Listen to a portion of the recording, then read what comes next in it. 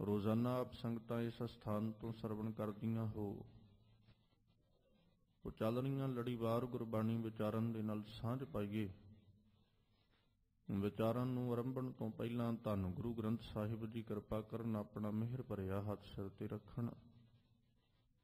ਮਾਲਕ ਜੀ ਆਪ ਰਸਨਾ ਉੱਤੇ ਵਰਤ ਕੇ ਆਪਣੀ ਬਾਣੀ, ਆਪਣੇ ਸ਼ਬਦ ਦੀ ਵਿਚਾਰ ਕਰਵਾ ਲੈਣ ਔਰ ਆਪ ਸਰਬੱਤ ਸੰਗਤ ਬਖਸ਼ੋ ਅਸੀਸ। ਕੋਈ ਰਸਨਾ ਵਾਂਝੀ ਨਾ ਰਹੇ। ਦੋਵੇਂ ਹੱਥ ਜੋੜ ਆਪਣੀਆਂ ਮਨ ਬਿਰਤੀਆਂ ਇਕਾਗਰ ਕਰਦਿਆਂ ਲਵਾਓ ਗੁਰੂ ਚਰਨਾਂ ਵਿੱਚ ਹਾਜ਼ਰੀ। ਅਦਬ ਸਹਿਤ ਸਰਬੱਤ ਸੰਗਤ ਮਿਲ ਕਰਕੇ ਉਚਾਰਨ ਕਰੋ ਜੀ। ਸਤਿਨਾਮ ਸ੍ਰੀ ਵਾਹਿਗੁਰੂ ਸਾਹਿਬ ਜੀ। ਇੱਕ ਵਾਰ ਫਿਰ ਕਰੋ ਰਸਨਾਵਾਂ ਪਵਿੱਤਰ ਔਰ ਮਿਲ ਕੇ ਆਖੋ ਜੀ। ਸਤਿਨਾਮ ਸ੍ਰੀ ਵਾਹਿਗੁਰੂ ਸਾਹਿਬ ਜੀ। ਵਾਹਿਗੁਰੂ ਸਾਹਿਬ ਜੀ। ਇਕ ਓੰਕਾਰ ਸਤ ਗੁਰ ਪ੍ਰਸਾਦ। ਸ਼ਲੋਕ ਮਹੱਲਾ ਨੌਵਾਂ।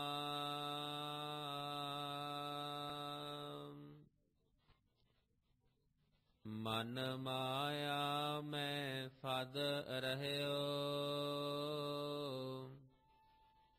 ਬਿਸਰਿਓ ਗੋਬਿੰਦ ਨਾਮ। ਕਹੋ ਨਾਨਕ ਬਿਨ ਹਰ ਭਜਨ, ਜੀਵਨ ਕੋਨੇ ਕਾਮ।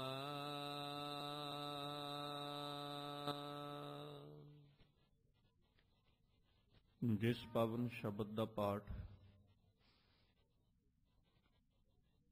ਆਪ ਸੰਗਤ ਨੇ ਬੜੇ ਅਦਬ ਪ੍ਰੇਮ ਸਤਿਕਾਰ ਦੇ ਨਾਲ ਮਾਨਯੋਗ ਭਾਈ ਸਾਹਿਬ ਹੋਰਾਂ ਪਾਸੋਂ ਸਰਵਣ ਕੀਤਾ ਹੈ, ਇਹ ਪਾਵਨ ਬਚਨ ਗੁਰੂ ਤੇਗ ਬਹਾਦਰ ਸਾਹਿਬ ਜੀ ਦੇ ਮੁਖਾਰਬਿੰਦ ਤੋਂ ਉਚਾਰਨ ਕੀਤਾ ਹੋਇਆ ਸ਼ਲੋਕ ਰੂਪ ਦੇ ਅੰਦਰ ਸ਼ਲੋਕ 12 ਤੇ ਵਧੀਕ ਸਿਰਲੇਖ ਹੇਠ ਧੰਨ ਗੁਰੂ ਗ੍ਰੰਥ ਸਾਹਿਬ ਪਾਤਸ਼ਾਹ ਜੀ ਦੇ ਪਾਵਨ ਅੰਗ 1427 ਦੇ ਉੱਪਰ ਸੁਭਾਇਮਾਨ ਹੈ। ਅੱਜ ਦੇ ਇਹਨਾਂ ਪਾਵਨ ਬਚਨਾਂ ਤੋਂ ਪਹਿਲਾਂ ਪਹਿਲੇ 29 ਸ਼ਲੋਕਾਂ ਤੱਕ ਦੀ ਵਿਚਾਰ ਆਪ ਸੰਗਤਾਂ ਕੱਲ ਔਰ ਪਿਛਲੇਰੇ ਦੀਵਾਨਾਂ ਦੇ ਅੰਦਰ ਸਰਵਣ ਕਰ ਚੁੱਕੀਆਂ ਹੋ। ਅੱਜ ਅਗਲੇਰੇ ਸ਼ਲੋਕਾਂ ਦਾ ਪਾਠ ਆਪ ਸੰਗਤ ਨੇ ਸਰਵਣ ਕੀਤਾ ਹੈ। ਸਤਿਗੁਰੂ ਜੀ ਨੇ ਅੱਜ ਦੇ ਇਸ ਪਾਵਨ ਸ਼ਬਦ ਵਿੱਚ ਸ਼ਲੋਕ ਵਿੱਚ ਜੋ ਉਪਦੇਸ਼ ਸਾਨੂੰ ਸਮਝਾਉਂਦੇ ਆ, ਸਿੱਖਿਆ ਬਖਸ਼ਿਸ਼ ਕੀਤੀ, ਉਹਦੇ ਵਿੱਚ ਮਾਲਕ ਜੀ ਨੇ ਜ਼ਿਕਰ ਕੀਤਾ ਕਿ ਮਨ ਜਿਹੜਾ ਇਹ ਮਾਇਆ ਦੇ ਨਸ਼ੇ ਵਿੱਚ ਫਸ ਚੁੱਕਿਆ। ਫਸ ਰਹੇ ਹੋ ਮਤਲਬ ਫਸਿਆ ਹੋਇਆ, ਤੇ ਫਸੇ ਹੋਏ ਨੂੰ ਬਿਸਰਿਓ ਗੋਬਿੰਦ ਨਾਮ, ਉਹ ਅਕਾਲ ਪੁਰਖ ਪਰਮੇਸ਼ਵਰ ਦਾ ਨਾਮ ਜਿਹੜਾ, ਉਹਦਾ ਚਿੰਤਨ ਜਿਹੜਾ ਭੁੱਲ ਗਿਆ। ਕਹੋ ਨਾਨਕ ਬਿਨ ਹਰ ਭਜਨ, ਤੇ ਇਹ ਨਾਨਕ ਇਹ ਬਾਤ ਆਖੋ ਕਿ ਰੱਬ ਦੇ ਭਜਨ ਤੋਂ ਬਿਨਾ ਜੀਵਨ ਕੌਣੇ ਕਾਮ, ਜੀਵਨ ਕਿਸ ਕਾਰਜ ਵਿੱਚ। ਸਤਿਗੁਰੂ ਜੀ ਦੀ ਬਾਣੀ ਨੂੰ ਜਦੋਂ ਪੜ੍ਹਦੇ ਹਾਂ ਤੇ ਮਾਲਕ ਜੀ ਨੇ ਬੜਾ ਪਿਆਰਾ ਜ਼ਿਕਰ ਕੀਤਾ। ਜਦੋਂ ਦੇਹੀ ਦੀ ਪ੍ਰਾਪਤੀ ਦੀ ਬਾਤ ਕਰਦੇ ਸਤਿਗੁਰੂ ਤੇ ਮਾਲਕ ਕਹਿੰਦੇ ਗੁਰ ਸੇਵਾ ਤੇ ਭਗਤ ਕਮਾਈ, ਤਬ ਇਹ ਮਾਨਸ ਦੇਹੀ ਪਾਈ। ਇਸ ਦੇਹੀ ਕੋ ਸਿਮਰਨ ਦੇਵ ਸੋ ਦੇਹੀ ਭਜ ਹਰ ਕੀ ਸੇਵ। ਭਜੋ ਗੋਬਿੰਦ ਭੂਲ ਮਤ ਜਾਹੋ ਮਾਨਸ ਜਨਮ ਕਾ ਇਹੀ ਲਾਹੋ। ਕਿ ਇਹ ਦੇਹੀ ਜਿਸ ਕਾਰਜ ਵਾਸਤੇ ਮਿਲੀ ਹੈ, ਪਰ ਇਹਨੇ ਆਪਣੀ ਜ਼ਿੰਦਗੀ ਅੰਦਰ ਕੀਤਾ ਕੀ ਹੈ। ਮਾਲਕ ਦੀ ਬਾਣੀ 'ਚ ਜ਼ਿਕਰ ਕਰਦੇ ਕਹਿੰਦੇ ਅਮਲ ਗਲੋਲਾ ਕੂੜ ਕਾ ਦਿੱਤਾ ਦੇਵਨਹਾਰ, ਮਤੀ ਮਰਨ ਵਿਸਾਰਿਆ ਖੁਸ਼ੀ ਕੀਤੀ ਦਿਨ ਚਾਰ। ਇਹ ਇੱਕ ਅਮਲ ਦਾ ਗਲੋਲਾ ਜਿਹੜਾ ਇਹਦੇ ਕੋਲ ਹੈ, ਜਿਹਨੂੰ ਖਾ ਕੇ ਤੇ ਦਿਨ ਰਾਤ ਨਸ਼ੇ ਵਿੱਚ ਮਸਤ ਰਹਿੰਦਾ ਹੈ। ਮਦ ਵਿੱਚ ਮਸਤ ਰਹਿੰਦਾ ਹੈ। ਔਰ ਮਤੀ ਮਰਨ ਵਿਸਾਰਿਆ, ਮਸਤ ਹੋਏ ਹੋਏ ਨੇ ਮਰਨ ਵਿਸਾਰਿਆ, ਮੌਤ ਭੁਲਾ ਦਿੱਤੀ ਹੈ। ਮਤਲਬ ਰੱਬ ਵਿਸਾਰ ਦਿੱਤਾ, ਖੁਸ਼ੀ ਕੀਤੀ ਦਿਨ ਚਾਰ, ਔਰ ਇਹ ਮੰਨ ਕੇ ਬਸ ਇਹ ਬੈਠਾ ਵੀ 4 ਦਿਨਾਂ ਦਾ ਮੇਰੇ ਕੋਲ ਜੀਵਨ ਹੈ ਤੇ ਮੈਂ ਇਹਨੂੰ ਆਪਣੀਆਂ ਖੁਸ਼ੀਆਂ ਦੇ ਨਾਲ, ਆਪਣੀਆਂ ਪ੍ਰਸੰਨਤਾਵਾਂ ਦੇ ਨਾਲ ਮੈਨੂੰ ਬਤੀਤ ਕਰ ਲਵਾਂ, ਬਸਰ ਕਰ ਲਵਾਂ। ਪਰ ਦੇਣ ਵਾਲਾ ਜਿਹੜਾ ਦਾਤਾ ਸੀ ਉਹ ਵਿਸਾਰ ਦਿੱਤਾ। ਹਾਲਾਤ ਤੇ ਇਹੀ ਨੇ ਨਾ ਕਿ ਅਮਲ ਦਾ ਗਲੋਲਾ ਦਿੱਤਾ ਦੇਵਨਹਾਰ, ਦੇਣ ਵਾਲੇ ਨੇ ਦਿੱਤਾ। ਕਿਉਂਕਿ ਮਾਇਆ ਦੀ ਜਦੋਂ ਗੱਲ ਕਰਾਂਗੇ ਆਪਾਂ, ਮਨ ਮਾਇਆ ਦੇ ਫੱਦ ਵਿੱਚ, ਮਾਇਆ ਦੇ ਨਸ਼ੇ ਵਿੱਚ ਫਸਿਆ, ਮਾਇਆ ਵਿੱਚ ਮਸਤ ਹੋਇਆ। ਪਰ ਜਦੋਂ ਮਾਇਆ ਦਾ ਜ਼ਿਕਰ ਕਰਦੇ ਆ ਤੇ ਉਦੋਂ ਸਤਿਗੁਰੂ ਬਾਣੀ ਵਿੱਚ ਆਖਦੇ, ਕਹਿੰਦੇ ਇਹ ਮਾਇਆ ਮੋਹਣੀ ਜਿਨ ਏਤ ਭਰਮ ਭੁਲਾਇਆ, ਮਾਇਆ ਤਾਂ ਮੋਹਣੀ ਤਿਨੈ ਕੀਤੀ ਜਿਨ ਠਗੌਲੀ ਪਾਈਆ। ਕੁਰਬਾਨ ਕੀਤਾ ਤਿਸੈ ਵਿਟੋਂ ਜਿਨ ਮੋਹ ਮੀਠਾ ਲਾਇਆ। ਬਣਾਉਣ ਵਾਲਾ ਵੀ ਉਹੀ ਹੈ। ਉਹਨੇ 2 ਰਸਤੇ ਤਿਆਰ ਕੀਤੇ ਨੇ, ਆਪਾਂ ਬਾਣੀ ਵਿੱਚ ਪੜ੍ਹਦੇ ਹਾਂ, ਲਿਵ ਤੇ ਧਾਤ।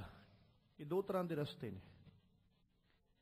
ਇਹਨਾਂ 2 ਰਸਤਿਆਂ ਵਿੱਚੋਂ ਇੱਕ ਰਸਤਾ ਜਿਹੜਾ ਜੀਵ ਆਪਣੀ ਜੀਵਨ ਦੇ ਅੰਦਰ ਚੁਣਦਾ ਹੈ। ਪਰ ਬਹੁਤਾਤ ਜਦੋਂ ਵੇਖਾਂਗੇ ਤੇ ਬਹੁਤਾ ਸੰਸਾਰ ਧਾਤ ਦੇ ਰਸਤੇ ਤੇ, ਧਾਤ ਦੇ ਮਾਰਗ ਤੇ ਤੁਰਿਆ ਜਾਂਦਾ ਹੈ। ਲਿਵ ਦਾ ਰਸਤਾ ਬਹੁਤਿਆਂ ਕੋਲ ਨਹੀਂ। ਬਹੁਤਾਤ ਗਿਣਤੀ ਵਿੱਚ ਧਾਤ ਦੇ ਰਸਤੇ ਤੇ ਤੁਰਨ ਵਾਲੇ ਨੇ। ਮਾਨੋ ਇਉਂ ਕਹਿ ਸਕਦੇ ਹਾਂ ਕਿ ਮਾਇਆ ਦੇ ਰਸਤੇ ਉੱਤੇ ਚੱਲਣ ਵਾਲੇ ਨੇ। ਜਦੋਂ ਲਿਵ ਦੇ ਮਾਰਗ ਦੀ ਗੱਲ ਕਰਾਂਗੇ, ਲਿਵ ਦੇ ਰਾਹ ਦੀ ਗੱਲ ਕਰਾਂਗੇ, ਤੇ ਉਸ ਪਾਸੇ ਬਹੁਤਾਤ ਨਹੀਂ, ਬਹੁਤ ਘੱਟ ਗਿਣਤੀ ਵਿੱਚ ਮਨੁੱਖ ਜਿਹੜੇ ਉਹ ਨਜ਼ਰ ਆਉਣਗੇ, ਜਿਹਨੂੰ ਬਾਬਾ ਕਬੀਰ ਜੀ ਕਹਿੰਦੇ, ਜਿਹ ਮਾਰਗ ਪੰਡਿਤ ਗਏ ਪਾਸ਼ੇ ਪਰੀ ਬਹੀਰ, ਇੱਕ ਔ ਘਟ ਘਾਟੀ ਰਾਮ ਕੀ ਤੇਹ ਚੜ ਰਹਿਓ। ਕਬੀਰ ਕੋਈ ਟਾਵਾਂ ਟਾਵਾਂ ਹੀ ਹੈ ਜਿਹੜਾ ਉਸ ਮਾਰਗ ਤੇ ਨਜ਼ਰ ਆਉਂਦਾ ਨਹੀਂ, ਤੇ ਬਹੁਤਾਤ ਧਾਤ ਦੇ ਰਸਤੇ ਉੱਤੇ ਦੁਨੀਆ ਚੱਲ ਰਹੀ ਹੈ। ਹੁਣ ਰੱਬ ਵੱਲੋਂ 2 ਰਸਤੇ ਤਿਆਰ ਕੀਤੇ ਗਏ। ਉਹਨਾਂ ਰਸਤਿਆਂ ਤੋਂ ਇੱਕ ਰਸਤੇ ਉੱਤੇ ਜੀਵ ਨੇ ਚੱਲਣਾ, ਇੱਕ ਤੇ ਨਹੀਂ ਚੱਲਣਾ। ਹੁਣ ਉਹ ਕਿਸ ਤਰੀਕੇ ਨਾਲ ਚੱਲ ਰਿਹਾ, ਕਿਸ ਮਾਰਗ ਤੇ ਚੱਲ ਰਿਹਾ, ਉਹਦੇ ਉੱਤੇ ਨਿਰਭਰ ਕਰਦਾ। ਇਸੇ ਕਰਕੇ ਤੇ ਸਤਿਗੁਰੂ ਜੀ ਨੇ ਬਾਣੀ 'ਚ ਜ਼ਿਕਰ ਕੀਤਾ, ਹਮ ਅੰਧਲੇ ਅੰਧ ਬਿਖੈ ਬੇਖਰਾਤੇ, ਕਿਉਂ ਚਾਲੈ ਗੁਰ ਚਾਲੀ, ਸਤਿਗੁਰ ਦਇਆ ਕਰੇ ਸੁਖ ਦਾਤਾ, ਹਮ ਲਾਵੇ ਆਪਣ ਪਾਲੀ। ਗੁਰ ਸਿੱਖ ਮੀਤ ਚੱਲੋ ਗੁਰ ਚਾਲੀ, ਜੋ ਗੁਰ ਕਹੈ ਸੋਈ ਭਲ ਮਾਨੋ, ਹਰ ਹਰ ਕਥਾ ਨਰ। ਆ ਲਿਵ ਦੇ ਰਸਤੇ ਉੱਤੇ ਤੁਰਨ ਦਾ ਤਰੀਕਾ ਹੈ ਕਿ ਅਸੀਂ ਅੰਨੇ ਆ, ਤੇ ਮਾਲਕ ਜੀ ਕਿਰਪਾ ਕਰੋ ਸਾਨੂੰ ਅੰਨਿਆਂ ਨੂੰ ਹੁਣ ਆਪਣਾ ਸ਼ਰਨ ਦੇ ਕੇ, ਆਪਣਾ ਸਹਾਰਾ ਦੇ ਕੇ ਤੇ ਸਾਨੂੰ ਤੋਰ ਲਵੋ। ਕਿਉਂਕਿ ਸਾਡੇ ਕੋਲ ਤੁਰਨ ਦੀ ਵੀ ਸਮਰੱਥਾ ਨਹੀਂ ਹੈ। ਅਸੀਂ ਅੰਨੇ ਵੀ ਹਾਂ ਤੇ ਸਾਡੇ ਕੋਲੋਂ ਤੁਰਿਆ ਵੀ ਕੋਈ ਨਹੀਂ ਜਾਣਾ। ਤੇ ਕਿਰਪਾ ਕਰੋ ਆਪ ਜੀ ਆਪਣਾ ਸਹਾਰਾ ਦੇ ਕੇ, ਆਪਣਾ ਆਸਰਾ ਦੇ ਕੇ ਸਾਨੂੰ ਲਿਵ ਵਾਲੇ ਰਸਤੇ ਉੱਤੇ, ਮਾਰਗ ਉੱਤੇ ਤੋਰ ਲਵੋ। ਪਰ ਜੀਵ ਜਿਹੜਾ ਹੈ ਇਹ ਧਾਤ ਦੇ ਰਸਤੇ ਉੱਤੇ ਦੌੜਿਆ ਜਾਂਦਾ ਹੈ। ਧਾਤ ਦੇ ਰਸਤੇ ਉੱਤੇ ਇੰਨਾ ਕੁ ਭੱਜਿਆ ਜਾਂਦਾ, ਮਾਲਕ ਜੀ ਕਹਿੰਦੇ ਉਹ ਦੇਣ ਵਾਲਾ ਜਿਹੜਾ ਦਾਤਾ ਸੀ ਇਹਨੇ ਉਹਨੂੰ ਵੀ ਵਿਸਾਰ ਦਿੱਤਾ। ਹੁਣ ਉਹਨੇ ਸਾਰੀਆਂ ਮਾਇਕ ਪਦਾਰਥ, ਮਾਇਕ ਦਾਤਾਂ ਜਿਹੜੀਆਂ ਉਸੇ ਨੇ ਸਾਡੀ ਝੋਲੀ ਵਿੱਚ ਪਾਈਆਂ।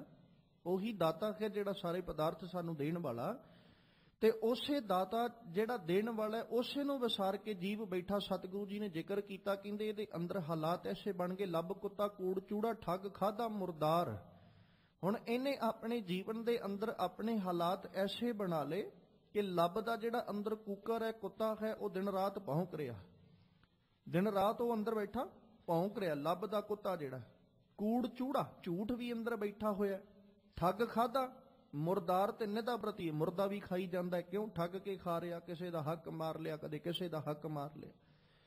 ਤੇ ਸਤਿਗੁਰੂ ਕਹਿੰਦੇ ਵੀ ਇਹ ਸਾਰੇ ਹਾਲਾਤ ਉਦੋਂ ਹੀ ਬਣਦੇ ਜਦੋਂ ਮਾਇਆ ਦੇ ਮਦ ਵਿੱਚ ਜੀਵ ਮਸਤ ਹੋ ਜਾਂਦਾ। ਮਾਇਆ ਦੇ ਵਿੱਚ ਜਦੋਂ ਫਸ ਜਾਂਦਾ, ਮਾਇਆ ਦੇ ਨਸ਼ੇ ਵਿੱਚ ਜਦੋਂ ਗਰਸਿਆ ਜਾਂਦਾ, ਉਦੋਂ ਇਹ ਹਾਲਾਤ ਬਣ ਜਾਂਦੇ ਨੇ। ਲੱਭ ਦਾ ਅੰਦਰ ਕੁੱਤਾ ਭੌਂਕਣ ਲੱਗ ਜਾਂਦਾ, ਝੂਠ ਦਾ ਅੰਦਰ ਜਿਹੜਾ ਉਹ ਅੰਦਰ ਝੂਠ ਦਾ ਵਸੇਬਾ ਵੀ ਹੋ ਜਾਂਦਾ, ਤੇ ਨਿਤਾ ਪ੍ਰਤੀ ਠੱਗ ਠੱਗ ਕੇ ਲੋਕਾਂ ਕੋਲੋਂ ਖਾਣ ਲੱਗਾ ਹੋਇਆ, ਹੱਕ ਮਾਰ ਮਾਰ ਕੇ ਖਾਣ ਲੱਗਾ ਹੋਇਆ, ਮੁਰਦੇ ਖਾ ਰਿਹਾ। ਤੇ ਇਹ ਇਸ ਤਰ੍ਹਾਂ ਦੇ ਹਾਲਾਤ ਜਦੋਂ ਇਹਦੇ ਅੰਦਰ ਦੇ ਬਣਦੇ, ਤੇ ਸਤਿਗੁਰੂ ਜੀ ਜ਼ਿਕਰ ਕਰਦੇ, ਕਹਿੰਦੇ ਭਾਈ ਖਿਆਲ ਰੱਖ, ਮਨ ਜਿਹੜਾ ਇਹ ਮਾਇਆ ਦੇ ਵਿੱਚ ਫਸ ਗਿਆ ਮਾਇਆ ਦੇ ਅੰਦਰ। ਹੁਣ ਖਿਆਲ ਕਰਿਓ, ਸਤਿਗੁਰੂ ਜੀ ਨੇ ਨਾ ਜਦੋਂ ਬਾਣੀ ਦੇ ਰਾਹੀਂ ਸਾਨੂੰ ਉਪਦੇਸ਼ ਦਿੱਤਾ, ਭਾਈ ਗੁਰਦਾਸ ਜੀ ਨੂੰ ਜਦੋਂ ਪੜ੍ਹੋਗੇ ਨਾ, ਉਹਨਾਂ ਵੀ ਇੱਕ ਬੜਾ ਪਿਆਰਾ ਜ਼ਿਕਰ ਕੀਤਾ। ਉਹਨਾਂ 3 ਉਦਾਹਰਨਾਂ ਦਿੱਤੀਆਂ। ਉਹਦੇ ਵਿੱਚ ਨਾ ਉਹ 3 ਉਦਾਹਰਨਾਂ ਦਿੰਦੇ ਨੇ। ਇੱਕ ਉਦਾਹਰਨ ਦਿੰਦੇ ਉਹ ਸੋਨੇ ਦੀ, ਤੇ ਦੂਸਰੀ ਉਦਾਹਰਨ ਜਦੋਂ ਉਹ ਦਿੰਦੇ ਨੇ ਤੇ ਕੱਪੜੇ ਦੀ, ਤੀਜੀ ਉਦਾਹਰਨ ਦਿੰਦੇ ਤੇ ਉਹ ਮਨੁੱਖ ਦੀ ਇਹ ਤਿੰਨ ਉਦਾਹਰਨਾਂ ਦੇ ਕੇ ਤੇ ਚੌਥੇ ਨੰਬਰ ਦੇ ਉੱਤੇ ਫਿਰ ਸਾਡੇ ਮਨਾਂ ਨੂੰ ਸਮਝਾਉਂਦੇ ਵੀ ਸਾਡਾ ਮਨ ਇਸੇ ਤਰ੍ਹਾਂ ਮਲੀਨਤਾ ਨਾਲ ਭਰਿਆ ਹੋਇਆ, ਪਰ ਅਸੀਂ ਮੁੱਖ ਨਹੀਂ ਮੋੜ ਕੇ ਬਹਿ ਜਾਣਾ, ਇਹਦੀ ਉਜਲਤਾ ਦਾ ਕੋਈ ਨਾ ਕੋਈ ਪ੍ਰਬੰਧ ਕਰਨਾ ਹੈ। ਉਹਨਾਂ ਬੜਾ ਪਿਆਰਾ ਜ਼ਿਕਰ ਕੀਤਾ, ਕਹਿੰਦੇ ਸੋਨਾ ਹੈ, ਇਹਨੂੰ ਬੜਾ ਕੀਮਤੀ ਮੰਨਿਆ ਜਾਂਦਾ ਹੈ, ਭਾਵੇਂ ਥੋੜਾ ਹੀ ਹੋਵੇ ਪਰ ਬੜਾ ਕੀਮਤੀ ਮੰਨਿਆ ਜਾਂਦਾ ਹੈ। ਚਾਹੇ ਸੋਨਾ ਬਹੁਤਾ ਹੋਵੇ ਤੇ ਭਾਵੇਂ ਹੋਵੇ ਥੋੜਾ, ਉਹਨੂੰ ਮੈਲ ਲੱਗ ਜਾਏ ਤੇ ਅਸੀਂ ਕਦੇ ਸੁੱਟਦੇ ਨਹੀਂ ਆ ਉਹਨੂੰ, ਭਾਵੇਂ ਥੋੜਾ ਹੀ ਹੋਵੇ। ਅਸੀਂ ਕੀ ਕਹਿੰਦੇ ਆ ਵੀ ਇਹਨੂੰ ਸ਼ੁੱਧ ਕੀਤਾ ਜਾ ਸਕਦਾ ਹੈ। ਜਦ ਮੈਲ ਦੇ ਨਾਲ ਭਰ ਜਾਏ ਤੇ ਅਸੀਂ ਇਹ ਕਹਿੰਦੇ ਆ ਕਿ ਅਸ਼ੁੱਧ ਸੋਨਾ ਹੈ। ਕੱਲਾ ਅਸ਼ੁੱਧ ਲਫ਼ਜ਼ ਨਹੀਂ ਵਰਤੇ, ਉਹਦੇ ਨਾਲ ਸੋਨਾ ਲਫ਼ਜ਼ ਵਰਤਿਆ ਜਾਂਦਾ ਹੈ, ਭਾਵੇਂ ਅਸ਼ੁੱਧਤਾ ਨਾਲ ਭਰਿਆ ਹੋਇਆ ਹੈ। ਹੁਣ ਅਸ਼ੁੱਧ ਸੋਨਾ ਕਹਿਣ ਦਾ ਮਤਲਬ ਕੀ ਹੈ? ਵੀ ਜਦੋਂ ਇਹਦੇ ਚੋਂ ਅਸ਼ੁੱਧਤਾ ਕੱਢ ਦਿਆਂਗੇ ਉਦੋਂ ਫਿਰ ਇਹ ਸੋਨਾ ਹੀ ਹੈ, ਇਹਨੂੰ ਅਸੀਂ ਸੁੱਟ ਨਹੀਂ ਸਕਦੇ, ਇਹਨੂੰ ਅਸੀਂ ਗਵਾ ਨਹੀਂ ਸਕਦੇ। ਮਲੀਨਤਾ ਨਾਲ ਭਰਿਆ ਹੋਇਆ ਸੋਨਾ, ਅਸ਼ੁੱਧਤਾ ਨਾਲ ਭਰਿਆ ਹੋਇਆ ਸੋਨਾ ਜਿਹੜਾ ਹੈ, ਅਸੀਂ ਉਹਦੇ ਸਾਫ਼ ਕਰਨ ਦਾ ਪ੍ਰਬੰਧ ਕਰਦੇ, ਉਹਨੂੰ ਸੁੱਟਦੇ ਨਹੀਂ। ਕਿਸੇ ਨਾ ਕਿਸੇ ਸੁਨਿਆਰੇ ਦੇ ਕੋਲ ਲਿਜਾ ਕੇ ਤੇ ਉਹਨੂੰ ਉਜਵਲ ਕਰਨ ਦੀ ਕੋਸ਼ਿਸ਼ ਕਰਦੇ ਆ, ਉਹਨੂੰ ਸ਼ੁੱਧ ਕਰਨ ਦੀ ਕੋਸ਼ਿਸ਼ ਕਰਦੇ ਆ। ਭਾਈ ਗੁਰਦਾਸ ਜੀ ਕਹਿੰਦੇ ਅਸ਼ੁੱਧ ਸੋਨਾ, ਉਹਨਾਂ ਜ਼ਿਕਰ ਕੀਤਾ, ਕਹਿੰਦੇ ਸੋਨਾ ਹੈ, ਉਹਦੇ ਉੱਤੇ ਕਿਤੇ ਪਾਰਾ ਲੱਗ ਜਾਏ ਤੇ ਉਹ ਮੈਲ ਦੇ ਨਾਲ ਭਰ ਜਾਂਦਾ ਹੈ। ਪਾਰਾ ਉਹਦੇ ਉੱਤੇ ਆਪਣਾ ਆਪਾ ਜਿਹੜਾ ਉਹਨੂੰ ਇੰਨਾ ਕੁ ਜ਼ਿਆਦਾ ਪਸਾਰ ਲੈਂਦਾ ਕਿ ਸੋਨੇ ਦੀ ਜਿਹੜੀ ਚਮਕ ਹੈ, ਉਹਦੀ ਸੁੰਦਰਤਾ ਹੈ, ਉਹਨੂੰ ਫਿੱਕਿਆਂ ਪਾ ਦਿੰਦਾ ਉਹ। ਪਰ ਜਦੋਂ ਹੁਣ ਉਹ ਜਾ ਕੇ ਸੁਨਿਆਰੀ ਦੀ ਕੁਠਾਲੀ ਉੱਤੇ ਉਹਨੂੰ ਰੱਖਿਆ ਜਾਏਗਾ, ਸੁਨਿਆਰੇ ਦੀ ਕਸਵੱਟੀ ਦੇ ਉੱਤੇ ਉਹਨੂੰ ਪਰਖਿਆ ਜਾਏਗਾ ਤੇ ਸੁਨਿਆਰਾ ਆਪਣੀ ਕਸਵੱਟੀ ਤੇ ਰੱਖ ਕੇ, ਕੁਠਾਲੀ ਉੱਤੇ ਰੱਖ ਕੇ ਜਦੋਂ ਉਹਨੂੰ ਸ਼ੁੱਧ ਕਰੇਗਾ ਤੇ ਉਹਦੇ ਵਿੱਚੋਂ ਉਹ ਪਾਰਾ ਫਿਰ ਖਤਮ ਹੋ ਜਾਏਗਾ, ਉਹ ਫਿਰ ਇੱਕ ਸ਼ੁੱਧ ਸੋਨੇ ਦੇ ਰੂਪ ਵਿੱਚ ਬਣ ਜਾਂਦਾ। ਤੇ ਦੂਜੀ ਉਦਾਹਰਣ ਉਹਨਾਂ ਨੇ ਦਿੱਤੀ ਇੱਕ ਮਲੀਨ ਅੰਬਰ ਦੀ। ਅੰਬਰ ਮਤਲਬ ਕੱਪੜਾ। ਹੁਣ ਇੱਕ ਮੈਲ ਦੇ ਨਾਲ ਭਰਿਆ ਹੋਇਆ ਜਿਹੜਾ ਕੱਪੜਾ ਹੈ, ਅਸੀਂ ਉਹਨੂੰ ਕਦੇ ਸੁੱਟਿਆ ਨਹੀਂ ਕਰਦੇ। ਮਲੀਨਤਾ ਨਾਲ ਜੇ ਕੋਈ ਵਸਤਰ ਭਰ ਜਾਏ, ਗੰਦਗੀ ਨਾਲ ਜੇ ਕੋਈ ਵਸਤਰ ਭਰ ਜਾਏ ਤੇ ਅਸੀਂ ਸੁੱਟਦੇ ਨਹੀਂ ਆ। ਕੀ ਕਰਦੇ ਆ? ਉਹਨੂੰ ਪਾਣੀ ਲਾ ਕੇ, ਸਾਬਣ ਲਾ ਕੇ ਉਹਨੂੰ ਧੋ ਲਈਦਾ ਕਿ ਸਾਫ਼ ਕਰਕੇ ਸਾਡਾ ਮੁੜ ਤਨ ਦਾ ਸ਼ਿੰਗਾਰ ਬਣੇਗਾ।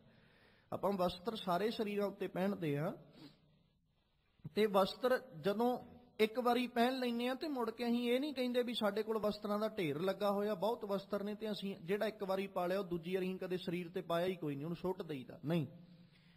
ਮੈਲੇ ਹੋਏ ਵਸਤਰ ਨੂੰ ਮੁੜ ਕੇ ਫਿਰ ਪਾਣੀ ਤੇ ਸਾਬਣ ਦੀ ਵਰਤੋਂ ਕਰਕੇ ਅਸੀਂ ਉਜਵਲ ਕਰ ਲੈਂਦੇ ਆ ਮੁੜ ਕੇ, ਤਾਂ ਜੋ ਫਿਰ ਕਿਤੇ ਅਸੀਂ ਆਪਣੇ ਸਰੀਰ ਉੱਤੇ, ਆਪਣੀ ਕਾਇਆ ਦੇ ਉੱਤੇ, ਆਪਣੇ ਤਨ ਦੇ ਉੱਤੇ ਉਹ ਵਸਤਰ ਸਜਾ ਸਕੀਏ। ਤੀਜੀ ਉਦਾਹਰਨ ਭਾਈ ਗੁਰਦਾਸ ਜੀ ਨੇ ਦਿੱਤੀ, ਕਹਿੰਦੇ ਇੱਕ ਮਨੁੱਖ ਹੈ ਜਿਹਨੂੰ ਸੱਪ ਨੇ ਡੰਗ ਮਾਰ ਲਿਆ, ਸੱਪ ਨੇ ਉਹਨੂੰ ਡਸ ਲਿਆ, ਉਹਦੇ ਸਰੀਰ ਵਿੱਚ ਜ਼ਹਿਰ ਫੈਲ ਗਈ। ਹੁਣ ਉਹ ਜ਼ਹਿਰ ਫੈਲ ਗਈ ਹੈ ਉਹਦੇ ਸਰੀਰ ਵਿੱਚ, ਉਹਦੀ ਬਾਡੀ ਦੇ ਅੰਦਰ, ਤੇ ਅਸੀਂ ਇਹ ਨਹੀਂ ਕਹਿੰਦੇ ਵੀ ਇਹਨੂੰ ਸੁੱਟ ਦਿਓ। ਅਸੀਂ ਕੋਸ਼ਿਸ਼ ਕਰਦੇ ਹਾਂ ਕਿ ਇਹਦਾ ਕੋਈ ਨਾ ਕੋਈ ਇਲਾਜ ਕੀਤਾ ਜਾਏ, ਕੋਈ ਨਾ ਕੋਈ ਇਹਦੇ ਜਿਹੜਾ ਅੰਦਰ ਜ਼ਹਿਰ ਹੈ ਉਹ ਜ਼ਹਿਰ ਨੂੰ ਕੱਢਣ ਦਾ ਪ੍ਰਬੰਧ ਕੀਤਾ ਜਾਏ, ਜ਼ਹਿਰ ਇਹਦੇ ਸਰੀਰ ਵਿੱਚੋਂ ਬਾਹਰ ਕੱਢੀ ਜਾਏ। ਅਸੀਂ ਮਨੁੱਖ ਨੂੰ ਨਹੀਂ ਤਿਆਗ ਦਿੰਦੇ ਵੀ ਇਹ ਮਨੁੱਖ ਹੁਣ ਮਰ ਜਾਣਾ ਜੀ, ਇਹਨੂੰ ਸੱਪ ਨੇ ਡੰਗ ਮਾਰ ਲਿਆ। ਜਿੰਨਾ ਚਿਰ ਸਾਡਾ ਵਸ ਚੱਲਦਾ ਹੈ, ਜਿੰਨਾ ਚਿਰ ਸਾਡਾ ਜ਼ੋਰ ਚੱਲਦਾ ਹੈ, ਅਸੀਂ ਕੋਸ਼ਿਸ਼ ਕਰਦੇ ਹਾਂ, ਯਤਨ ਕਰਦੇ ਹਾਂ ਕਿ ਇਹਦੇ ਸਰੀਰ ਵਿੱਚੋਂ ਉਹ ਜ਼ਹਿਰ ਜਿਹੜੀ ਉਹਨੂੰ ਕਿਸੇ ਨਾ ਕਿਸੇ ਢੰਗ ਨਾਲ ਕੱਢਿਆ ਜਾਏ। ਇਹ ਤਿੰਨ ਉਦਾਹਰਨਾਂ ਦੇ ਕੇ ਫਿਰ ਚੌਥੇ ਨੰਬਰ ਤੇ ਭਾਈ ਗੁਰਦਾਸ ਜੀ ਜ਼ਿਕਰ ਕਰਦੇ, ਕਹਿੰਦੇ ਇਸੇ ਤਰ੍ਹਾਂ ਮਨ ਜਿਹੜਾ ਉਹ ਮਾਇਆ ਦੇ ਵਿੱਚ ਗਰਸਿਆ ਗਿਆ। ਜਿਵੇਂ ਸੋਨਾ ਪਾਰਾ ਲੱਗਣ ਕਰਕੇ ਆਪਣੀ ਚਮਕ ਗਵਾ ਲੈਂਦਾ, ਉਦਾਂ ਮਨ ਮਾਇਆ ਦਾ ਪਾਰਾ ਲੱਗਣ ਕਰਕੇ ਇਹਨੇ ਆਪਣਾ ਸਰੂਪ ਵਿਸਾਰ ਲਿਆ। ਜਿਵੇਂ ਮੈਲ ਲੱਗਣ ਦੇ ਨਾਲ ਵਸਤਰ ਮਲੀਨ ਹੋ ਜਾਂਦਾ, ਉਸੇ ਤਰ੍ਹਾਂ ਮਨ ਨੇ ਵਿਕਾਰਾਂ ਦੀ ਮੈਲ ਲੱਗਣ ਕਰਕੇ ਮਲੀਨਤਾ ਜਿਹੜੀ ਉਹਨੂੰ ਹਾਸਲ ਕਰ ਲਿਆ, ਮਨ ਮਲੀਨ ਹੋ ਗਿਆ। ਤੇ ਅਸੀਂ ਹੁਣ ਇਹ ਨਹੀਂ ਕਵਾਂਗੇ ਕਿ ਮਨ ਸੁੱਟ ਦਿਓ, ਨਹੀਂ। ਤੀਜੇ ਨੰਬਰ ਦੇ ਉੱਤੇ ਉਹਨਾਂ ਜ਼ਿਕਰ ਕੀਤਾ ਸੀ ਕਿ ਸੱਪ ਦੇ ਡੰਗ ਮਾਰਨ ਨਾਲ ਮਨੁੱਖ ਦੇ ਸਰੀਰ ਵਿੱਚ ਜ਼ਹਿਰ ਪਸਰ ਗਿਆ, ਪਰ ਅਸੀਂ ਉਹਦੇ ਇਲਾਜ ਦਾ ਪ੍ਰਬੰਧ ਕਰਦੇ ਹਾਂ।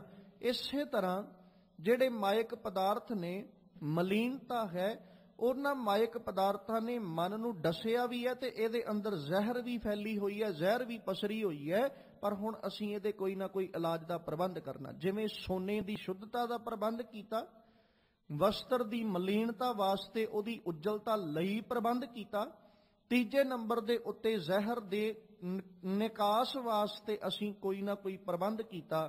ਭਾਈ ਗੁਰਦਾਸ ਜੀ ਕਹਿੰਦੇ ਭਾਈ ਮਨ ਵੀ ਸਾਡਾ ਜਿਹੜਾ, ਇਹਨੂੰ ਅਸੀਂ ਮੁੜ ਉਸੇ ਉਜਲਤਾ ਵਿੱਚ ਲੈ ਕੇ ਆ ਸਕਦੇ ਹਾਂ ਜਿਹਨੂੰ ਗੁਰੂ ਬਾਬਾ ਜੀ ਬਾਣੀ 'ਚ ਆਖਦੇ, ਮਨ ਤੂੰ ਜੋਤ ਸਰੂਪ ਹੈ ਆਪਣਾ ਮੂਲ ਪਛਾਣ।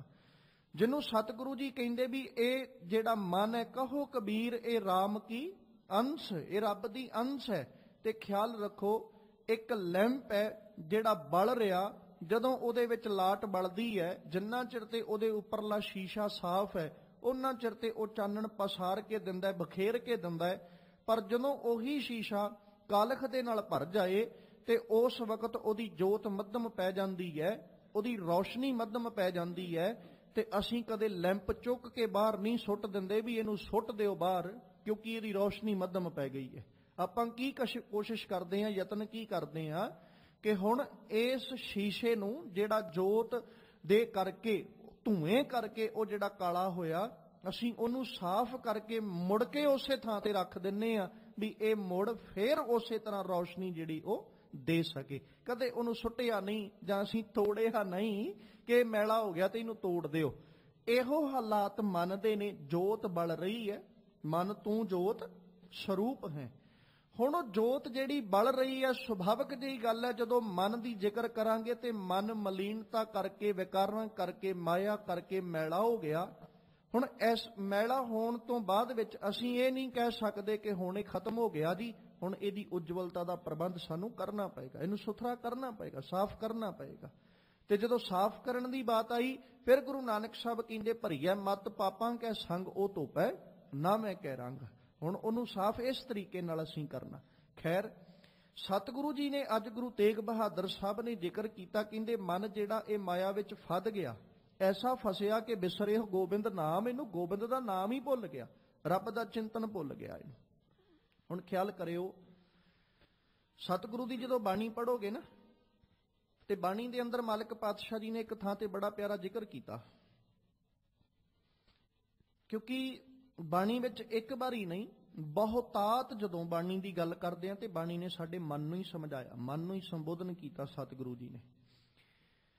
ਕਿਉਂਕਿ ਸਾਰੀ ਖੇਡ ਹੀ ਮਨ ਦੀ ਹੈ, ਤੇ ਜਿੰਨਾ ਚਿਰ ਸਾਡਾ ਮਨ ਹੀ ਜਿਹੜਾ ਉਹੀ ਟਿਕਾ ਵਿੱਚ ਨਹੀਂ ਹੈ, ਜਾਂ ਅਸੀਂ ਇਉਂ ਕਹਿ ਲਈਏ ਵੀ ਜਿੰਨਾ ਚਿਰ ਅਸੀਂ ਆਪਣੇ ਮਨ ਨੂੰ ਹੀ ਆਪਣੇ ਕਾਬੂ ਵਿੱਚ ਨਹੀਂ ਕਰ ਸਕੇ, ਜਾਂ ਮਨ ਨੂੰ ਹੀ ਅਸੀਂ ਇੱਕ ਥਾਂ ਤੇ ਟਿਕਾ ਨਾ ਸਕੇ, ਤੇ ਉਹਨਾਂ ਚਿਰ ਹੋ ਸਕਦਾ ਵੀ ਸਾਡੇ ਕੋਲੋਂ ਧਰਮ ਜਿਹੜਾ ਉਹ ਨਾ ਕਮਾਇਆ ਜਾਏ।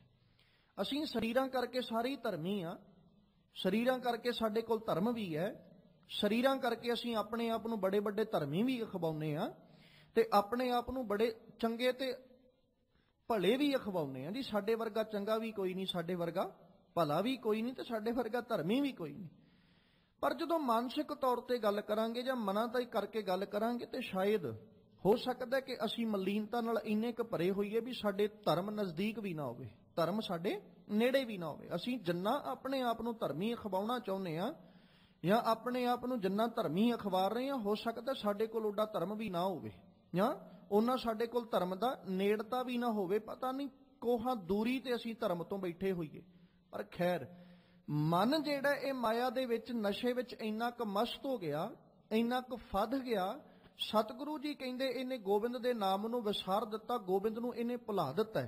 ਹੁਣ ਇਹ ਗੋਬਿੰਦ ਦੇ ਨਾਮ ਨੂੰ ਜਿਹੜਾ ਭੁਲਾ ਕੇ ਬੈਠਾ ਹੈ, ਇਹਦੇ ਹਾਲਾਤ ਕੀ ਨੇ ਕਿ ਇਹਨੇ ਨਾ ਆਪਣੇ ਜੀਵਨ ਦੇ ਅੰਦਰ ਰਸ ਕਸ ਆਪ ਸਲਾਹਣਾ, ਇਹ ਕਰਮ ਮੇਰੇ ਕਰਤਾਰ, ਇਹ ਮੇਰੇ ਕਰਤਾਰ, ਮੇਰੇ ਕਰਮ ਕੀ ਬਣ ਚੁੱਕੇ ਨੇ, ਰਸਾਂ ਵਿੱਚ ਫਸਿਆ ਹੋਇਆ ਆਪਣੇ ਆਪੇ ਦੀ ਉਹ ਸ਼ਲਾਘਾ ਕਰੀ ਜਾਂਦਾ ਵੀ ਮੈਂ ਹੀ ਚੰਗਾ ਆ, ਬਾਕੀ ਸਾਰੇ ਹੀ ਮਾੜੇ ਨੇ।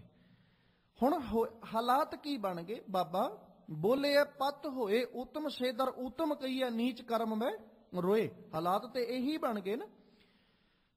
ਔਰ ਫਿਰ ਗੁਰੂ ਬਾਬਾ ਜੀ ਜ਼ਿਕਰ ਕਰਦੇ ਕਿੱਦਾਂ ਮਨ ਜਿਹੜਾ ਇਹ ਮਸਤ ਹੋ ਕੇ ਬੈਠਾ, ਕਿੱਦਾਂ ਮਾਇਆ ਦੇ ਰਸੇ ਵਿੱਚ ਮਸਤ ਹੋ ਕੇ ਬੈਠਾ, ਫਸਿਆ ਬੈਠਾ, ਕਿਵੇਂ ਸੁੱਤਾ ਪਿਆ, ਉਹ ਸਾਰਾ ਕੁਝ ਸਤਿਗੁਰੂ ਜੀ ਨੇ ਬਾਣੀ 'ਚ ਜ਼ਿਕਰ ਕੀਤਾ। ਮਾਲਕ ਦੀ ਬਾਣੀ ਪੜ੍ਹਦੇ ਚੱਲੋ। ਸਤਿਗੁਰੂ ਕਹਿੰਦੇ ਰਸ ਸੋਇਨਾ ਰਸ ਰੂਪਾ ਕਾਮਣ, ਰਸ ਪਰਮਲ ਕੀ ਵਾਸ, ਰਸ ਘੋੜੇ ਰਸ ਸੇਜਾ ਮੰਦਰ, ਰਸ ਮੀਠਾ ਰਸ ਮਾਸ, ਇਤੇ ਰਸ ਸਰੀਰ ਕੇ ਕਹਿ ਘਟ ਨਾਮ ਨਿਵਾਸ, ਬਿਸਰਿਓ ਗੋਬਿੰਦ ਨਾਮ। ਕਿਉਂ? ਮਨ ਮਾਇਆ ਮੈਂ ਫਾਦ ਰਹੇ। ਇੰਨਿਆਂ ਰਸਾਂ ਦੇ ਵਿੱਚ ਮਨ ਬੈਠਾ ਹੋਇਆ, ਸੋਨੇ ਦੇ ਰਸ ਵਿੱਚ ਬੈਠਾ ਹੋਇਆ, ਰੁਪਏ ਦੇ ਰਸ ਵਿੱਚ ਬੈਠਾ ਹੋਇਆ, ਰਸ ਰੂਪਾ ਕਾਮਣ, ਰਸ ਪਰਮਲ ਕੀ ਵਾਸ, ਇਹਨਾਂ ਸਾਰਿਆਂ ਰਸਾਂ ਵਿੱਚ ਹੀ ਬੈਠਾ ਨਾ। ਮਨ ਹੀ ਰਸ ਮਾਣ ਰਿਹਾ ਸਾਰਿਆਂ ਦੇ। ਰਸ ਘੋੜੇ ਰਸ ਸੇਜਾ ਮੰਦਰ, ਇਹਨਾਂ ਸਾਰੀਆਂ ਚੀਜ਼ਾਂ ਦਾ ਰਸ ਮਾਣ ਰਿਹਾ। ਰਸ ਮੀਠਾ ਰਸ ਮਾਸ, ਇੱਥੋਂ ਤੱਕ ਇਹ ਮਨ ਜਿਹੜਾ ਰਸਾਂ ਵਿੱਚ ਮਸਤ ਹੋਇਆ ਬੈਠਾ। ਤੇ ਸਤਿਗੁਰੂ ਕਹਿੰਦੇ ਇਤੇ ਰਸ ਸਰੀਰ ਕੇ, ਭਾਈ ਇੰਨੇ ਕ ਰਸ ਤੇ ਹਜੇ ਤੂੰ ਮਾਣ ਰਿਹਾ, ਕਹਿ ਘਟ ਨਾਮ ਨਿਵਾਸ, ਦੱਸ ਨਾਮ ਦਾ ਵਸੇਬਾ ਕਿੱਥੇ ਹੋਏਗਾ। ਜਦੋਂ ਨਾਮ ਦੇ ਵਸੇਬੇ ਦੀ ਗੱਲ ਆਈ ਤੇ ਫਿਰ ਮਾਲਕ ਕਹਿੰਦੇ ਬਿਸਰਿਓ ਗੋਬਿੰਦ ਨਾਮ, ਭਾਈ ਤੈਨੂੰ ਤੇ ਨਾਮ ਭੁੱਲ ਗਿਆ, ਚੇਤੇ ਹੀ ਨਹੀਂ। ਮਨ ਤੇ ਇੰਨਾ ਕੁ ਜ਼ਿਆਦਾ ਨਸ਼ੇ ਵਿੱਚ ਫੱਦ ਗਿਆ, ਮਾਇਆ ਦੇ ਨਸ਼ੇ ਵਿੱਚ ਧੁੱਤ ਹੋ ਗਿਆ ਕਿ ਇਹਨੂੰ ਕਿਸੇ ਪ੍ਰਕਾਰ ਸਮਝ ਹੀ ਨਹੀਂ ਲੱਗੀ ਵੀ ਮੈਂ ਗੋਬਿੰਦ ਦਾ ਨਾਮ ਜਿਹੜਾ ਉਹਨੂੰ ਵਿਸਾਰ ਕੇ ਬੈਠਾ ਜਾਂ ਗੋਬਿੰਦ ਦੇ ਨਾਮ ਨੂੰ ਮੈਂ ਭੁਲਾ ਕੇ ਬੈਠਾ ਆ। ਤੇ ਫਿਰ ਸਤਿਗੁਰੂ ਜੀ ਨੇ ਜ਼ਿਕਰ ਕੀਤਾ, ਕਹਿੰਦੇ ਨੈਣੋ ਨੀਂਦ ਪਰ ਦ੍ਰਿਸ਼ਟ ਵਿਕਾਰ, ਸ਼ਰਵਣ ਸੋਏ ਸੁਣ ਨਿੰਦ ਵਿਚਾਰ, ਰਸਨਾ ਸੋਈ ਲੋਭ ਮੀਠੇ ਸਾਧ, ਮਨ ਸੋਇਆ ਮਾਇਆ ਬਿਸਮਾਤ, ਮਨ ਤੇ ਸੁੱਤਾ ਹੀ ਪਿਆ। ਇਸੇ ਸੁੱਤੇ ਹੋਏ ਮਨ ਨੂੰ ਜਗਾਉਣਾ, ਤੇ ਜਦੋਂ ਜਗਾਉਣ ਦੀ ਗੱਲ ਆਈ ਮਾਲਕ ਕਹਿੰਦੇ ਜਾਗ ਲੈ ਹੋ ਰੇ ਮਨਾ, ਜਾਗ ਲੈ ਹੋ ਕਹਾ ਗਾਫਲ ਸੋਇਆ, ਕਿੱਥੇ ਗਾਫਲਤਾ ਦੀ ਨੀਂਦ ਵਿੱਚ ਸੁੱਤਾ ਪਿਆ, ਤੂੰ ਜਾਗਰਿਤ ਹੋ। ਤੇ ਜਦੋਂ ਜਾਗਰੂਕ ਹੋਏਗਾ ਮਨ, ਉਦੋਂ ਕੀ ਹੋਏਗਾ, ਉਦੋਂ ਫਿਰ ਇਹ ਕਿਤੇ ਨਾ ਕਿਤੇ ਮਾਇਆ ਦੇ ਜਿਹੜੇ ਜਾਲ ਨੇ ਜਾਂ ਜਿੰਨਾ ਮਾਇਆ ਦੇ ਜਾਲਾਂ ਵਿੱਚ ਇਹ ਫਸਿਆ ਬੈਠਾ, ਮਾਇਆ ਦੇ ਪੰਜੇ ਵਿੱਚ ਜਿਹੜਾ ਇਹ ਜਕੜਿਆ ਹੋਇਆ, ਫਿਰ ਕਿਤੇ ਨਾ ਕਿਤੇ ਆਜ਼ਾਦੀ ਵਾਸਤੇ ਕੋਈ ਨਾ ਕੋਈ ਯਤਨ ਕਰੇਗਾ, ਕੋਈ ਨਾ ਕੋਈ ਤਰੀਕਾ ਵਰਤੇਗਾ, ਢੰਗ ਵਰਤੇਗਾ, ਪਰ ਅਫਸੋਸ ਅਜੇ ਤੱਕ ਇਹਨੂੰ ਸੋਚੀ ਕੋਈ ਨਹੀਂ। ਠੀਕ ਉਸੇ ਤਰ੍ਹਾਂ ਜਿਵੇਂ ਇੱਕ ਬਾਲਕ ਜਿਹੜਾ ਜਦੋਂ ਤੇ ਉਹਨੂੰ ਸੋਝੀ ਆ ਜਾਂਦੀ ਹੈ ਵੀ ਮੈਂ ਆਪਣੇ ਮਾਂ-ਬਾਪ ਨਾਲੋਂ ਵਿਛੜ ਚੁੱਕਿਆ, ਉਦੋਂ ਤੇ ਉਹ ਕੁਰਲਾਉਣਾ ਸ਼ੁਰੂ ਕਰ ਦਿੰਦਾ ਹੈ, ਪਰ ਜਦੋਂ ਉਹਨੂੰ ਸੋਝੀ ਨਾ ਆਵੇ ਤੇ ਉਹ ਉਹਨਾਂ ਚਿਰ ਮਸਤ ਰਹਿੰਦਾ। ਜਦੋਂ ਸੋਝੀ ਆ ਜਾਂਦੀ ਹੈ ਉਦੋਂ ਉਹ ਕੁਰਲਾ ਉੱਠਦਾ, ਫਿਰ ਉਹ ਯਤਨ ਕਰਦੇ ਵੀ ਮੈਂ ਕਿਵੇਂ ਆਪਣੀ ਮਾਂ, ਕਿਵੇਂ ਆਪਣੇ ਪਿਤਾ ਨੂੰ ਮਿਲਾਂ, ਕਿਵੇਂ ਉਹਨਾਂ ਨਾਲ ਮੇਰਾ ਮਿਲਾਪ ਹੋਵੇ। ਪਰ ਜਿੰਨਾ ਚਿਰ ਸੋਝੀ ਨਹੀਂ ਆਉਂਦੀ ਉਹਨਾਂ ਚਿਰ ਉਹ ਆਪਣੀਆਂ ਖੇਡਾਂ ਦੇ ਵਿੱਚ ਮਸਤ ਬੈਠਾ, ਉਹਨਾਂ ਚਿਰ ਉਹ ਆਪਣੀਆਂ ਖੇਡਾਂ ਵਿੱਚ ਲੀਨ ਹੈ। ਇਸੇ ਤਰ੍ਹਾਂ ਮਨ ਹੈ, ਜਿੱਦਣ ਇਹਨੂੰ ਪਤਾ ਲੱਗ ਜਾਂਦਾ ਵੀ ਬਿਸਰਿਓ ਗੋਬਿੰਦ ਨਾਮ, ਮੈਂ ਸੱਚੀ ਭੁੱਲ ਗਿਆ ਰੱਬ ਦੇ ਨਾਮ ਨੂੰ, ਆਪਣੇ ਪਿਤਾ ਨੂੰ, ਆਪਣੀ ਮਾਂ ਨੂੰ ਮੈਂ ਭੁੱਲ ਚੁੱਕਾ ਆ, ਉਦੋਂ ਇਹ ਫਿਰ ਕੋਸ਼ਿਸ਼ ਕਰਦਾ, ਕੁਰਲਾਉਂਦਾ, ਫਿਰ ਇਹ ਚੇਤੇ ਕਰਨ ਦਾ ਯਤਨ ਕਰਦੇ ਕਿ ਮੈਂ ਕਿਸੇ ਨਾ ਕਿਸੇ ਢੰਗ ਨਾਲ ਰੱਬ ਨੂੰ ਚੇਤੇ ਕਰਾਂ, ਅਕਾਲ ਪੁਰਖ ਪਰਮੇਸ਼ਵਰ ਨੂੰ ਚੇਤੇ ਕਰਾਂ। ਪਰ ਜਿੰਨਾ ਚਿਰ ਇਹ ਮਨ ਜਾਗਰੂਕ ਨਹੀਂ ਹੁੰਦਾ ਜਾਂ ਇਹਨੂੰ ਸੁਚੇਤਤਾ ਨਹੀਂ ਆਉਂਦੀ ਜਾਂ ਇੰਨੀ ਸੋਝੀ ਨਹੀਂ ਆਉਂਦੀ, ਉਹਨਾਂ ਚਿਰ ਇਹ ਆਪਣੀਆਂ ਖੇਡਾਂ ਵਿੱਚ ਮਸਤ ਬੈਠਾ। ਠੀਕ ਉਸੇ ਤਰ੍ਹਾਂ ਵੇਖਿਓ ਹੁਣ ਬਾਲਕ ਜਿਹੜਾ ਨਾ, ਬੱਚਾ ਜਿਹੜਾ ਹੈ, ਉਹ ਜਦੋਂ ਕਿਤੇ ਬਹੁ ਇਕੱਠ ਵਿੱਚ ਭੀੜ ਵਿੱਚ ਹੋਵੇ ਤੇ ਅਕਸਰ ਹੋ ਸਕਦਾ ਕਿ ਉਹ ਆਪਣੇ ਮਾਂ-ਬਾਪ ਨਾਲੋਂ ਕਿਤੇ ਵਿਛੜ ਜਾਏ। ਉਹ ਵਿਛੜ ਗਿਆ, ਹੁਣ ਉਹਨੂੰ ਫੜਨ ਵਾਲੇ ਦੋ ਤਰ੍ਹਾਂ ਦੇ ਨੇ। ਇੱਕ ਉਹ ਹੈ ਜਿਹੜਾ ਚਾਹੁੰਦਾ ਮੈਂ ਇਹਨੂੰ ਚੁੱਕ ਕੇ ਲੈ ਜਾ ਤੇ ਲਿਜਾ ਕੇ ਇਹਨੂੰ ਅੰਗਹੀਣ ਕਰਾਂ ਤੇ ਸਾਰੀ ਜ਼ਿੰਦਗੀ ਇਹਦੇ ਤੋਂ ਭੀਖ ਮੰਗਾਵਾਂ, ਇੱਕ ਤੇ ਹਾਲਾਤ ਚੁੱਕਣ ਵਾਲਾ ਉਹ ਹੈ। ਤੇ ਇੱਕ ਬੰਦਾ ਹੋ ਸਕਦਾ ਦਰਿਆ ਦਿਲੀ ਹੋਵੇ, ਉਪਕਾਰੀ ਹੋਵੇ, ਜਿਹੜਾ ਉਸ ਬੱਚੇ ਨੂੰ ਚੁੱਕ ਕੇ ਤੇ ਉਹਨੂੰ ਕਵੇ ਵੀ ਚੱਲ ਸੱਜਣਾ ਮੈਂ ਤੈਨੂੰ ਦੱਸਾਂ ਵੀ ਤੂੰ ਕਿਵੇਂ ਆਪਣੇ ਪਿਤਾ ਨੂੰ ਮਿਲ ਸਕਦਾ ਜਾਂ ਕਿੱਥੇ ਤੇਰੀ ਮਾਤਾ, ਮੈਂ ਤੇਰਾ ਲੱਭਣ ਦੇ ਨਾਲ ਤੇਰੇ ਨਾਲ ਮੈਂ ਲੱਭਣ ਦੀ ਕੋਸ਼ਿਸ਼ ਕਰਦਾ, ਯਤਨ ਕਰਦਾ। ਹੁਣ ਆ ਦੋ ਤਰ੍ਹਾਂ ਦੇ ਮਨੁੱਖ ਨੇ ਜਿਹੜੇ ਉਹਨੂੰ ਚੁੱਕਣ ਵਾਲੇ ਨੇ। ਇੱਕ ਉਹ ਹੈ ਜਿਹੜਾ ਕਹਿੰਦਾ ਵੀ ਚਾ ਮੈਂ ਇਹਨੂੰ ਲੈ ਜਾਣਾ ਆ ਤੇ ਲਿਜਾ ਕੇ ਇਹਨੂੰ ਅੰਗਹੀਣ ਕਰ ਦਿਆਂਗਾ, ਮਾਂ-ਬਾਪ ਨਾਲ ਮਿਲਾਉਣਾ ਤੇ ਕੋਈ ਨਹੀਂ, ਅੰਗਹੀਣ ਕਰਕੇ ਸਾਰੀ ਜ਼ਿੰਦਗੀ ਇਹਦੇ ਤੋਂ ਭੀਖ ਮੰਗਾਵਾਂਗਾ। ਉਹ ਫਿਰ ਬੱਚਾ ਸਾਰੀ ਜ਼ਿੰਦਗੀ ਭੀਖ ਮੰਗੀ ਜਾਂਦਾ। ਤੇ ਇੱਕ ਮਨੁੱਖ ਉਹ ਹੈ ਜਿਹੜਾ ਕਹਿੰਦਾ ਵੀ ਨਹੀਂ, ਇਹਨੂੰ ਮੈਂ ਕਿਸੇ ਪ੍ਰਕਾਰ ਮਾੜਾ, ਇਹਦੇ ਨਾਲ ਤਸ਼ੱਦਦ, ਇਹਦੇ ਉੱਤੇ ਮੈਂ ਜ਼ੁਲਮ ਨਹੀਂ ਕਰਨਾ, ਮੈਂ ਇਹਨੂੰ ਇਹਦੀ ਮਾਂ, ਇਹਦੇ ਪਿਤਾ ਤੱਕ ਪਹੁੰਚਾਉਣਾ। ਫਿਰ ਉਹ ਕੋਸ਼ਿਸ਼ ਕੀ ਕਰਦਾ ਨਾ, ਹੁਣ ਬੱਚੇ ਨੂੰ ਆਪਣੀ, ਕਿਉਂਕਿ ਉਹ ਘਬਰਾ ਗਿਆ, ਤੇ ਜਦੋਂ ਘਬਰਾਹਟ ਵਿੱਚ ਆਉਂਦਾ ਇਨਸਾਨ ਉਦੋਂ ਸਭ ਕੁਝ ਵਿਸਰ ਜਾਂਦਾ, ਭੁੱਲ ਜਾਂਦਾ। ਉਹ ਬਾਲਕ ਸੀ, ਬੱਚਾ ਸੀ, ਉਹਨੂੰ ਪਿਤਾ ਦਾ ਨਾਮ ਵੀ ਭੁੱਲ ਗਿਆ, ਉਹਨੂੰ ਮਾਤਾ ਦਾ ਨਾਮ ਵੀ ਵਿਸਰ ਗਿਆ, ਉਹਨੂੰ ਆਪਣੇ ਸ਼ਹਿਰ ਤੱਕ ਦਾ ਨਾਮ ਵਿਸਰ ਗਿਆ, ਉਹਨੂੰ ਆਪਣੇ ਮਾਤਾ ਪਿਤਾ ਦੇ ਮੋਬਾਈਲ ਨੰਬਰ ਤੱਕ ਦਾ ਨਾਮ ਵਿਸਰ ਗਿਆ। ਹੁਣ ਉਹ ਜਿਹੜਾ ਸਿਆਣਾ ਭਲਾ ਪੁਰਸ਼ ਹੈ, ਦਰਿਆ ਦਿਲੀ ਆ, ਉਹ ਕੀ ਕਰਦਾ, ਉਹਨੂੰ ਪੁੱਛਦਾ ਤੇਰੇ ਪਿਤਾ ਦਾ ਨਾਮ ਕੀ ਹੈ? ਉਹ ਕਹਿੰਦਾ ਜੀ ਪਤਾ ਕੋਈ ਨਹੀਂ, ਮੈਂ ਭੁੱਲ ਗਿਆ। ਫਿਰ ਉਹ ਕਈ ਨਾਮ ਜਿਹੜੇ ਨਾ ਉਹ ਉਹਦੇ ਸਾਹਮਣੇ ਜ਼ਾਹਰ ਕਰਦਾ ਹੈ ਵੀ ਤੇਰੇ ਪਿਤਾ ਦੇ, ਉਹ 2 4 10 ਨਾਮ ਜਿਹੜੇ ਉਹ ਲੈਂਦਾ। ਤੇ ਜੇ ਉਹਦੇ ਪਿਤਾ ਦਾ ਨਾਮ ਉਹ ਲੈ ਲਵੇ ਫਿਰ ਉਹ ਕਹਿ ਦਿੰਦਾ ਹਾਂ ਇਹੀ ਮੇਰੇ ਪਿਤਾ ਦਾ ਨਾਮ ਹੈ। ਉਦੋਂ ਬਾਅਦ 'ਚ ਫਿਰ ਉਹ ਸ਼ਹਿਰ ਦਾ ਜ਼ਿਕਰ ਕਰਦਾ ਵੀ ਤੇਰਾ ਸ਼ਹਿਰ ਕਿਹੜਾ, ਕਿੱਥੋਂ ਦਾ ਰਹਿਣ ਵਾਲਾ ਹੈ। ਹੁਣ ਉਹ ਕਿੱਥੋਂ ਦਾ ਰਹਿਣ ਵਾਲਾ ਜਦੋਂ ਸ਼ਹਿਰਾਂ ਬਾਰੇ ਪੁੱਛਦਾ ਹੈ ਤੇ ਫਿਰ ਉਹ ਜਿੰਨੇ 2 4 ਸ਼ਹਿਰਾਂ ਦਾ ਨਾਂ ਲੈਂਦਾ, ਉਹਦੇ ਚੋਂ ਇੱਕ ਸ਼ਹਿਰ ਉਹਦਾ ਹੁੰਦਾ, ਕਹਿੰਦਾ ਆਹੀ ਸ਼ਹਿਰ ਹੈ। ਫਿਰ ਉਸ ਨਗਰ 'ਚ ਲੈ ਕੇ ਜਾਂਦਾ, ਬਾਲਕ ਨੂੰ ਕਹਿੰਦਾ ਵੀ ਹੁਣ ਉਸ ਨਗਰ 'ਚ ਫਿਰ ਉਹਦੇ ਪਿਤਾ ਬਾਰੇ ਪੁੱਛਦਾ, ਜੀ ਆਹ ਮਨੁੱਖ ਇਸ ਨਾਮ ਦਾ ਕੀ ਇੱਥੇ ਰਹਿੰਦਾ ਹੈ। ਜਦੋਂ ਉਹ ਲੱਭ ਜਾਂਦਾ ਤੇ ਉਹ ਬਾਲਕ ਉਹਨਾਂ ਨੂੰ ਸੌਂਪ ਪਾਉਂਦਾ, ਜੀ ਇਹ ਤੁਹਾਡਾ ਬਾਲਕ ਹੈ, ਤੁਹਾਡਾ ਬੱਚਾ ਤੁਹਾਡੇ ਤੋਂ ਵਿਛੜ ਗਿਆ। ਮਨ ਦੇ ਹਾਲਾਤ ਜਦੋਂ ਕਿਤੇ ਮਨ ਸਮਝ ਜਾਏਗਾ ਵੀ ਮੈਂ ਅਕਾਲ ਪੁਰਖ ਪਰਮੇਸ਼ਵਰ ਨਾਲੋਂ ਵਿਸਰ ਗਿਆ, ਉਹਦੇ ਨਾਲੋਂ ਉਹਨੂੰ ਮੈਂ ਭੁੱਲ ਗਿਆ ਆ, ਤੇ ਉਹਨੂੰ ਚੇਤੇ ਕਰਨਾ। ਤੇ ਗੁਰੂ ਹੈ ਜਿਹੜਾ ਦਰਿਆ ਦਿਲੀ ਹੈ, ਜਿਹੜਾ ਸਾਨੂੰ ਗੋਦ ਵਿੱਚ ਚੁੱਕ ਕੇ ਤੇ ਫਿਰ ਪੁੱਛਦਾ ਸੱਜਣਾ ਤੇਰੇ ਪਿਤਾ ਦਾ ਨਾਂ ਕੀ ਹੈ, ਤੂੰ ਕਿਸ ਨਗਰ ਵਿੱਚ ਜਾਣਾ, ਕਿਸ ਸ਼ਹਿਰ ਵਿੱਚ ਜਾਣਾ ਹੈ। ਫਿਰ ਵੇਖੋ ਵੱਖਰੇ ਵੱਖਰੇ ਨਾਮ, ਕਦੇ ਗੁਰੂ ਪੁੱਛਦਾ ਸੱਚਖੰਡ ਜਾਣਾ ਹੈ, ਕਦੇ ਗੁਰੂ ਪੁੱਛਦਾ ਸਹਿਜ ਅਵਸਥਾ ਵਿੱਚ ਜਾਣਾ ਹੈ, ਕਦੇ ਗੁਰੂ ਪੁੱਛਦਾ ਬੈਕੁੰਠ ਵਿੱਚ ਜਾਣਾ ਹੈ, ਕਦੇ ਗੁਰੂ ਪੁੱਛਦੇ ਨੇ ਵੀ ਤੂੰ ਕਿਸ ਅਲੱਗ-ਅਲੱਗ ਤਰੀਕੇ ਦੇ ਨਾਲ ਨਾਮ ਲਏ ਨਾ, ਅਲੱਗ-ਅਲੱਗ ਤਰੀਕੇ ਨਾਲ। ਫਿਰ ਪਰਮੇਸ਼ਵਰ ਦੇ ਨਾਵਾਂ ਦਾ ਜ਼ਿਕਰ ਕੀਤਾ ਸਤਿਗੁਰੂ ਨੇ ਬਾਣੀ 'ਚ, ਕਦੇ ਰਾਮ ਕਿਹਾ, ਕਦੇ ਅੱਲਾ ਕਿਹਾ, ਕਦੇ ਗੋਬਿੰਦ ਕਿਹਾ। ਹੁਣ ਵੱਖਰੇ ਵੱਖਰੇ ਮਨ ਜਿਸ ਪਾਸੇ ਕਹਿ ਦੇਗਾ ਜੀ ਇਹ ਮੇਰੇ ਪਿਤਾ ਦਾ ਨਾਮ ਹੈ, ਗੁਰੂ ਨੇ ਉਸੇ ਥਾਂ ਤੇ ਲੈ ਜਾਣਾ ਵੀ ਲੈ ਸੱਜਣਾ, ਆਹ ਤੇਰਾ ਪਿਤਾ, ਆਹ ਤੇਰਾ ਮੈਂ ਬਾਲਕ ਨੂੰ ਲਿਜਾ ਕੇ ਗੁਰੂ ਨੇ ਪਿਤਾ ਕੋਲ ਸੌਂਪ ਦੇਣਾ। ਪੁੱਤਰ ਨੂੰ ਕਹਿ ਦੇਣਾ ਵੀ ਤੂੰ ਆਪਣੇ ਪਿਤਾ ਕੋਲ ਜਾ, ਤੇ ਪਿਤਾ ਨੂੰ ਕਹਿ ਦੇਣਾ ਜੀ ਆਹ ਤੁਹਾਡਾ ਬਾਲਕ ਹੈ ਤੇ ਇਹਦੀ ਹੁਣ ਤੁਸੀਂ ਸੰਭਾਲ ਕਰੋ। ਮਨ ਦੀ ਇਸੇ ਪ੍ਰਕਾਰ ਗੁਰੂ ਨੇ ਜਿਹੜੀ ਉਹ ਸੰਭਾਲ ਕਰਨੀ ਹੈ। ਪਰ ਇਹ ਮਨ ਜਿਹੜਾ ਉਹਨਾਂ ਚਿਰ ਜਿੰਨਾ ਚਿਰ ਸੁਚੇਤ ਨਹੀਂ ਹੁੰਦਾ ਉਹਨਾਂ ਚਿਰ ਇਹਨੂੰ ਸੋਝੀ ਨਹੀਂ ਆਏਗੀ, ਕਿਉਂਕਿ ਮਾਇਆ ਵਿੱਚ ਫਸਿਆ ਬੈਠਾ, ਮਾਇਆ ਦੇ ਨਸ਼ੇ ਵਿੱਚ ਗਰਸਿਆ ਬੈਠਾ ਹੈ। ਤੇ ਜਿੰਨਾ ਚਿਰ ਮਾਇਆ ਦੇ ਨਸ਼ੇ ਵਿੱਚ, ਮਾਇਆ ਦੇ ਵਿੱਚ ਫਧਿਆ ਬੈਠਾ ਹੈ ਨਾ, ਉਹਨਾਂ ਚਿਰ ਇਹਨੂੰ ਗੋਬਿੰਦ ਨਾਮ ਕਦੇ ਚੇਤਾ ਆਵੇਗਾ ਹੀ ਨਹੀਂ। ਇਸੇ ਕਰਕੇ ਤੇ ਸਤਿਗੁਰੂ ਕਹਿੰਦੇ ਅਰੀ ਬਾਈ ਗੋਬਿੰਦ ਨਾਮ ਮਤ ਵਿਸਰੈ, ਭਾਈ ਗੋਬਿੰਦ ਦੇ ਨਾਮ ਨੂੰ ਭੁਲਾ ਨਾ, ਕਿਉਂਕਿ ਜੇ ਗੋਬਿੰਦ ਦੇ ਨਾਮ ਨੂੰ ਭੁਲਾ ਦਿੱਤਾ ਤੇ ਤੇਰੀ ਹਾਲਾਤ ਕੀ ਬਣ ਜਾਣੇ ਨੇ। ਅੰਤ ਕਾਲ ਜੇ ਇਸਤਰੀ ਸਿਮਰੈ ਐਸੀ ਚਿੰਤਾ ਮਹਿ ਜੇ ਮਰੈ, ਵੇਸਵਾ ਜੋਣ ਵੱਲ ਵੱਲ ਅਵਤਰੈ। ਅੰਤ ਕਾਲ ਜੇ ਮੰਦਰ ਸਿਮਰੈ ਐਸੀ ਚਿੰਤਾ ਮਹਿ ਜੇ ਮਰੈ, ਪ੍ਰੇਤ ਜੋਣ ਵੱਲ ਵੱਲ ਅਵਤਰੈ। ਇਸ ਲਈ ਕੀ ਕਰ, ਅਰੀ ਬਾਈ ਗੋਬਿੰਦ ਨਾਮ ਮਤ ਵਿਸਰੈ, ਰੱਬ ਦੇ ਨਾਮ ਨੂੰ ਭੁਲਾ ਨਾ, ਉਹਨੂੰ ਚੇਤੇ ਰੱਖ। ਜਦੋਂ ਭੁੱਲ ਗਿਆ ਉਦੋਂ ਹਾਲਾਤ ਕੀ ਬਣ ਜਾਣੇ ਨੇ, ਉਦੋਂ ਹਾਲਾਤ ਬਣ ਜਾਣਗੇ ਅੰਤ ਕਾਲ ਜੇ ਨਾਰਾਇਣ। ਉਸ ਵਕਤ ਹਾਲਾਤ ਇਹ ਬਣਨਗੇ ਕਿ ਜੇ ਤੂੰ ਆਪਣੇ ਜੀਵਨ ਦੇ ਅੰਦਰ ਗੋਬਿੰਦ ਦੇ ਨਾਮ ਨੂੰ ਵਿਸਾਰ ਰਿਹਾ, ਗੋਬਿੰਦ ਦੇ ਨਾਮ ਨੂੰ ਤੂੰ ਭੁਲਾ ਦਿੱਤਾ ਹੈ, ਤੇ ਗੋਬਿੰਦ ਦੇ ਨਾਮ ਨੂੰ ਭੁਲਾਉਣ ਵਾਲਿਆ ਇੰਨਾ ਖਿਆਲ ਰੱਖੀ, ਜੇ ਤੂੰ ਲక్ష్ਮੀ ਸਿਮਰ ਰਿਹਾ ਅੰਤ ਕਾਲ ਜੇ ਲక్ష్ਮੀ ਸਿਮਰੈ ਐਸੀ ਚਿੰਤਾ ਮਹਿ ਜੇ ਮਰੈ, ਸਰਪ ਜੋਣ ਵੱਲ ਵੱਲ ਅਵਤਰੈ। ਹਾਲਾਤ ਐਸੇ ਬਣ ਜਾਣਗੇ ਕਿਉਂਕਿ ਗੋਬਿੰਦ ਨਾਮ ਭੁੱਲ ਗਿਆ। ਜਦੋਂ ਗੋਬਿੰਦ ਨਾਮ ਚੇਤੇ ਆਏਗਾ ਫਿਰ ਹਾਲਾਤ ਬਣਨਗੇ ਅੰਤ ਕਾਲ ਨਾਰਾਇਣ ਸਿਮਰੈ ਐਸੀ ਚਿੰਤਾ ਮਹਿ ਜੇ ਮਰੈ, ਬਦ ਤਰਲੋਚਨ ਤੇ ਨਰ ਮੁਕਤਾ ਪੀਤੰਬਰ ਵਾਗੈ ਹਿਰਦੈ ਵਸੈ। ਫਿਰ ਇਹ ਇਸ ਤਰ੍ਹਾਂ ਦੀ ਅਵਸਥਾ ਬਣ ਜਾਏਗੀ ਜਦੋਂ ਚੇਤੇ ਆ ਜਾਏਗਾ। ਪਰ ਅਸੀਂ ਜਿਉਂ ਕਿੱਥੇ ਰਹੇ ਹਾਂ, ਅਸੀਂ ਭੁੱਲ ਕੇ ਜਿਉਂ ਰਹੇ ਹਾਂ, ਚੇਤੇ ਕਰਕੇ ਨਹੀਂ ਜਿਉਂ ਰਹੇ। ਜੇ ਚੇਤੇ ਕਰਕੇ ਜਿਉਂਦੇ ਤੇ ਗੁਰੂ ਬਾਬਾ ਜੀ ਕਿਉਂ ਕਹਿੰਦੇ ਮਨ ਮਾਇਆ ਮੈਂ ਫੱਦ ਰਹੇ ਹੋ ਬਿਸਰਿਓ ਗੋਬਿੰਦ ਨਾਮ। ਵੇਖਿਆ ਉਹਨਾਂ ਸਮਾਜ ਨੂੰ, ਸੰਸਾਰ ਨੂੰ, ਕਿ ਇਹ ਗੋਬਿੰਦ ਦੇ ਨਾਮ ਨੂੰ ਵਿਸਾਰ ਕੇ ਬੈਠਾ ਹੈ। ਠੀਕ ਉਸੇ ਤਰ੍ਹਾਂ ਮਾਲਕ ਜੀ ਨੇ ਬਾਣੀ ਵਿੱਚ ਜ਼ਿਕਰ ਕਰਦੇ ਆ ਆਖਿਆ, ਕਹਿੰਦੇ ਕਿ ਜਦੋਂ ਆਪਾਂ ਵੇਖਦੇ ਹਾਂ ਤੇ ਸਤਿਗੁਰੂ ਜੀ ਨੇ ਨਾ ਦੋ ਉਦਾਹਰਨਾਂ ਦਿੱਤੀਆਂ। ਮਾਲਕ ਜੀ ਇੱਕ ਉਦਾਹਰਨ ਦਿੰਦੇ, ਕਹਿੰਦੇ ਰਾਜਾ ਜਿਹੜਾ ਨਾ ਉਹ ਕਦੇ ਰਾਜ ਨਾਲ ਤ੍ਰਿਪਤ ਨਹੀਂ ਹੋਇਆ। ਰਾਜਾ ਰਾਜ ਨਾਲ ਤ੍ਰਿਪਤੀ ਹੈ, ਰਾਜਾ ਕਦੇ ਰਾਜ ਨਾਲ ਤ੍ਰਿਪਤ ਨਹੀਂ ਹੋਇਆ। ਸ਼ਾਇਰ ਭਰੇ ਕੇ ਸੁੱਕ, ਜਿਹੜਾ ਸ਼ਾਇਰ ਹੈ ਉਹ ਕਦੇ ਪਾਣੀ ਨਾਲ ਤ੍ਰਿਪਤ ਨਹੀਂ ਹੋਇਆ। ਸਮੁੰਦਰ ਕਦੇ ਪਾਣੀ ਨਾਲ ਤ੍ਰਿਪਤ ਨਹੀਂ ਹੋਇਆ, ਜਿੰਨਾ ਮਰਜ਼ੀ ਉਹਦੇ ਵਿੱਚ ਪਾਣੀ ਜਿਹੜਾ ਉਹ ਭਰ ਜਾਏ। ਤੇ ਇਸੇ ਤਰ੍ਹਾਂ ਜਿਹੜੀ ਅੱਗ ਹੈ ਉਹ ਕਦੇ ਬਾਲਣ ਨਾਲ ਤ੍ਰਿਪਤ ਨਹੀਂ ਹੋਈ।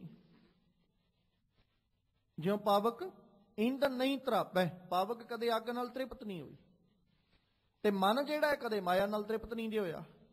ਜਾਂ ਤੇ ਮਨ ਕਹਦੇ ਜੀ ਮੈਂ ਮਾਇਕ ਪਦਾਰਥਾਂ ਨਾਲ ਰੱਜ ਚੁੱਕਿਆ, ਫਿਰ ਤੇ ਆਪਾਂ ਕਹੀਏ ਜੀ ਮਨ ਤ੍ਰਿਪਤ ਹੋ ਜਾਏਗਾ, ਕੋਈ ਗੱਲ ਨਹੀਂ, ਇਹਨੂੰ ਮਾਇਕ ਪਦਾਰਥ ਦੇ ਹੀ ਚੱਲੋ।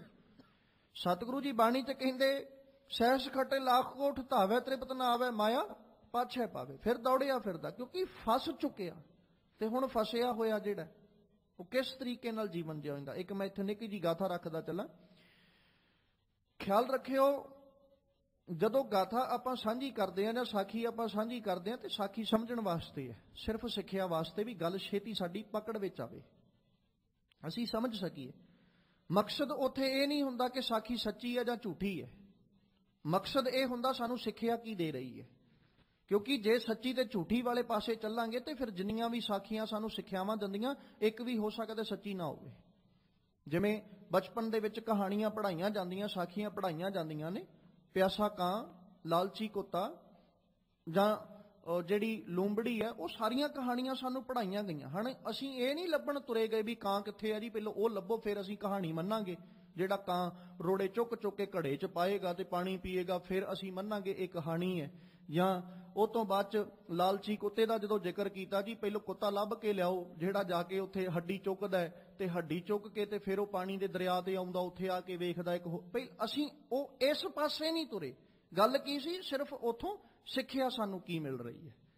ਤੇ ਸਾਡਾ ਮਕਸਦ ਸਿੱਖਿਆ ਲੈਣਾ ਹੈ। ਸਾਡਾ ਮਕਸਦ ਇਹ ਨਹੀਂ ਹੈ ਕਹਾਣੀ ਝੂਠੀ ਹੈ ਜਾਂ ਸੱਚੀ ਹੈ। ਸਾਡਾ ਮਕਸਦ ਇਹ ਨਹੀਂ ਹੈ ਕਿ ਅਸੀਂ ਜਿਹੜਾ ਉਹ ਕਿਸੇ ਪ੍ਰਕਾਰ ਕਟਾਕਸ਼ ਕਰਕੇ ਤੇ ਆਖਿਓ, ਕਿਉਂਕਿ ਉਦਾਹਰਣ ਦਾ ਸਿਰਫ ਇੱਕੋ ਹੀ ਪੱਖ ਵੇਖਿਆ ਜਾਂਦਾ, ਕਦੇ ਦੋ ਪੱਖ ਨਹੀਂ ਜੇ ਵੇਖੇ ਗਏ। ਕਿਉਂਕਿ ਤਰਕ ਕਰਨਾ, ਤਰਕ ਕਿਸੇ ਗੱਲ ਤੇ ਵੀ ਕੀਤਾ ਜਾ ਸਕਦਾ, ਕੋਈ ਬਹੁਤੀ ਵੱਡੀ ਗੱਲ ਨਹੀਂ ਹੈ। ਬਾਕੀ ਜਦੋਂ ਗੁਰਬਾਣੀ ਨੂੰ ਆਪਾਂ ਪੜ੍ਹਦੇ ਹਾਂ ਤੇ ਗੁਰਬਾਣੀ ਦੇ ਅੰਦਰ ਵੀ ਤੇ ਗੁਰੂ ਬਾਬਾ ਜੀ ਨੇ ਉਦਾਹਰਨਾਂ ਦੇ ਕੇ ਹੀ ਸਾਨੂੰ ਸਮਝਾਇਆ ਨਾ। ਉਦਾਹਰਨਾਂ ਸਤਿਗੁਰੂ ਜੀ ਬਾਹਰੀ ਸੰਸਾਰਕ ਤੌਰ ਤੇ ਦਿੰਦੇ, ਪਰ ਉੱਥੇ ਹੁਣ ਆਪਾਂ ਇਹ ਥੋੜੀ ਕਵਾਂਗੇ ਸਤਿਗੁਰੂ ਜੀ ਅਸੀਂ ਨਹੀਂ ਮੰਨਦੇ, ਤੁਸੀਂ ਉਦਾਹਰਨਾਂ ਕਿਵੇਂ ਦੇਤੀਆਂ, ਅਸੀਂ ਤੇ ਉਹ ਗੱਲ ਮੰਨਾਂਗੇ ਜਿਹੜੀ ਤੁਸੀਂ ਮਨ ਦੀ ਕਰੋਗੇ, ਅਸੀਂ ਤੇ ਉਹ ਗੱਲ ਮੰਨਾਂਗੇ ਜਿਹੜੀ ਤੁਸੀਂ ਅੰਦਰ ਦੀ ਕਰੋ। ਉਦਾਹਰਨਾਂ ਤੇ ਬਾਹਰੀ ਦੇ ਕੀ ਸਮਝਾਉਣਗੇ ਨਾ, ਕਿਉਂਕਿ ਅਸੀਂ ਜਿਉਨੇ ਬਾਹਰੀ ਤਲ ਦੇ ਉੱਤੇ ਹਾਂ, ਤੇ ਜਿੰਨਾ ਚਿਰ ਅਸੀਂ ਬਾਹਰੀ ਤਲ ਤੇ ਜਿਉ ਰਹੇ ਹਾਂ ਉਹਨਾਂ ਚਿਰ ਸਾਨੂੰ ਸਮਝਣ ਵਾਸਤੇ ਉਦਾਹਰਨਾਂ ਵੀ ਬਾਹਰੀ ਤਲ ਉੱਤੇ ਹੀ ਲੈਣੀਆਂ ਪੈਣਗੀਆਂ। ਹਾਂ, ਜਿਸ ਦਿਨ ਹੋ ਸਕਦਾ ਅਸੀਂ ਅੰਦਰੂਨੀ ਤੌਰ ਉੱਤੇ ਅਧਿਆਤਮਿਕ ਤੌਰ ਤੇ ਜਿਉਣ ਲੱਗ ਜਾਾਂਗੇ, ਉਦੋਂ ਸਾਨੂੰ ਉਦਾਹਰਨਾਂ ਦੀ ਲੋੜ ਨਾ ਪਵੇ। ਪਰ ਜਿੰਨਾ ਚਿਰ ਅਸੀਂ ਸੰਸਾਰਕ ਤਲ ਤੇ ਜਿਉਂਦੇ ਹਾਂ ਉਹਨਾਂ ਚਿਰ ਸੰਸਾਰਕ ਉਦਾਹਰਨਾਂ ਸਾਨੂੰ ਲੈ ਕੇ ਚੱਲਣਾ ਹੀ ਪਏਗਾ। ਖੈਰ, ਨਿੱਕਾ ਜਿਹਾ ਪੱਖ ਮੈਂ ਰੱਖਦਾ ਚੱਲਾਂ। ਇੱਕ ਭਲਾ ਪੁਰਸ਼ ਸੀ, ਧਰਮੀ ਬੰਦਾ ਕਹਿ ਸਕਦੇ ਹਾਂ, ਤੇ ਉਹ ਬੜਾ ਅਕਾਲ ਪੁਰਖ ਪਰਮੇਸ਼ਵਰ ਨਾਲ ਜੁੜਿਆ ਹੋਇਆ। ਉਹਨੇ ਰੱਬ ਨੂੰ ਚੇਤੇ ਕਰਨਾ ਤੇ ਸਾਰੇ ਨਗਰ ਵਿੱਚ ਉਹਦਾ ਬੋਲਬਾਲਾ ਵੀ ਰੱਬ ਨੂੰ ਬਹੁਤ ਚੇਤੇ ਕਰਦਾ।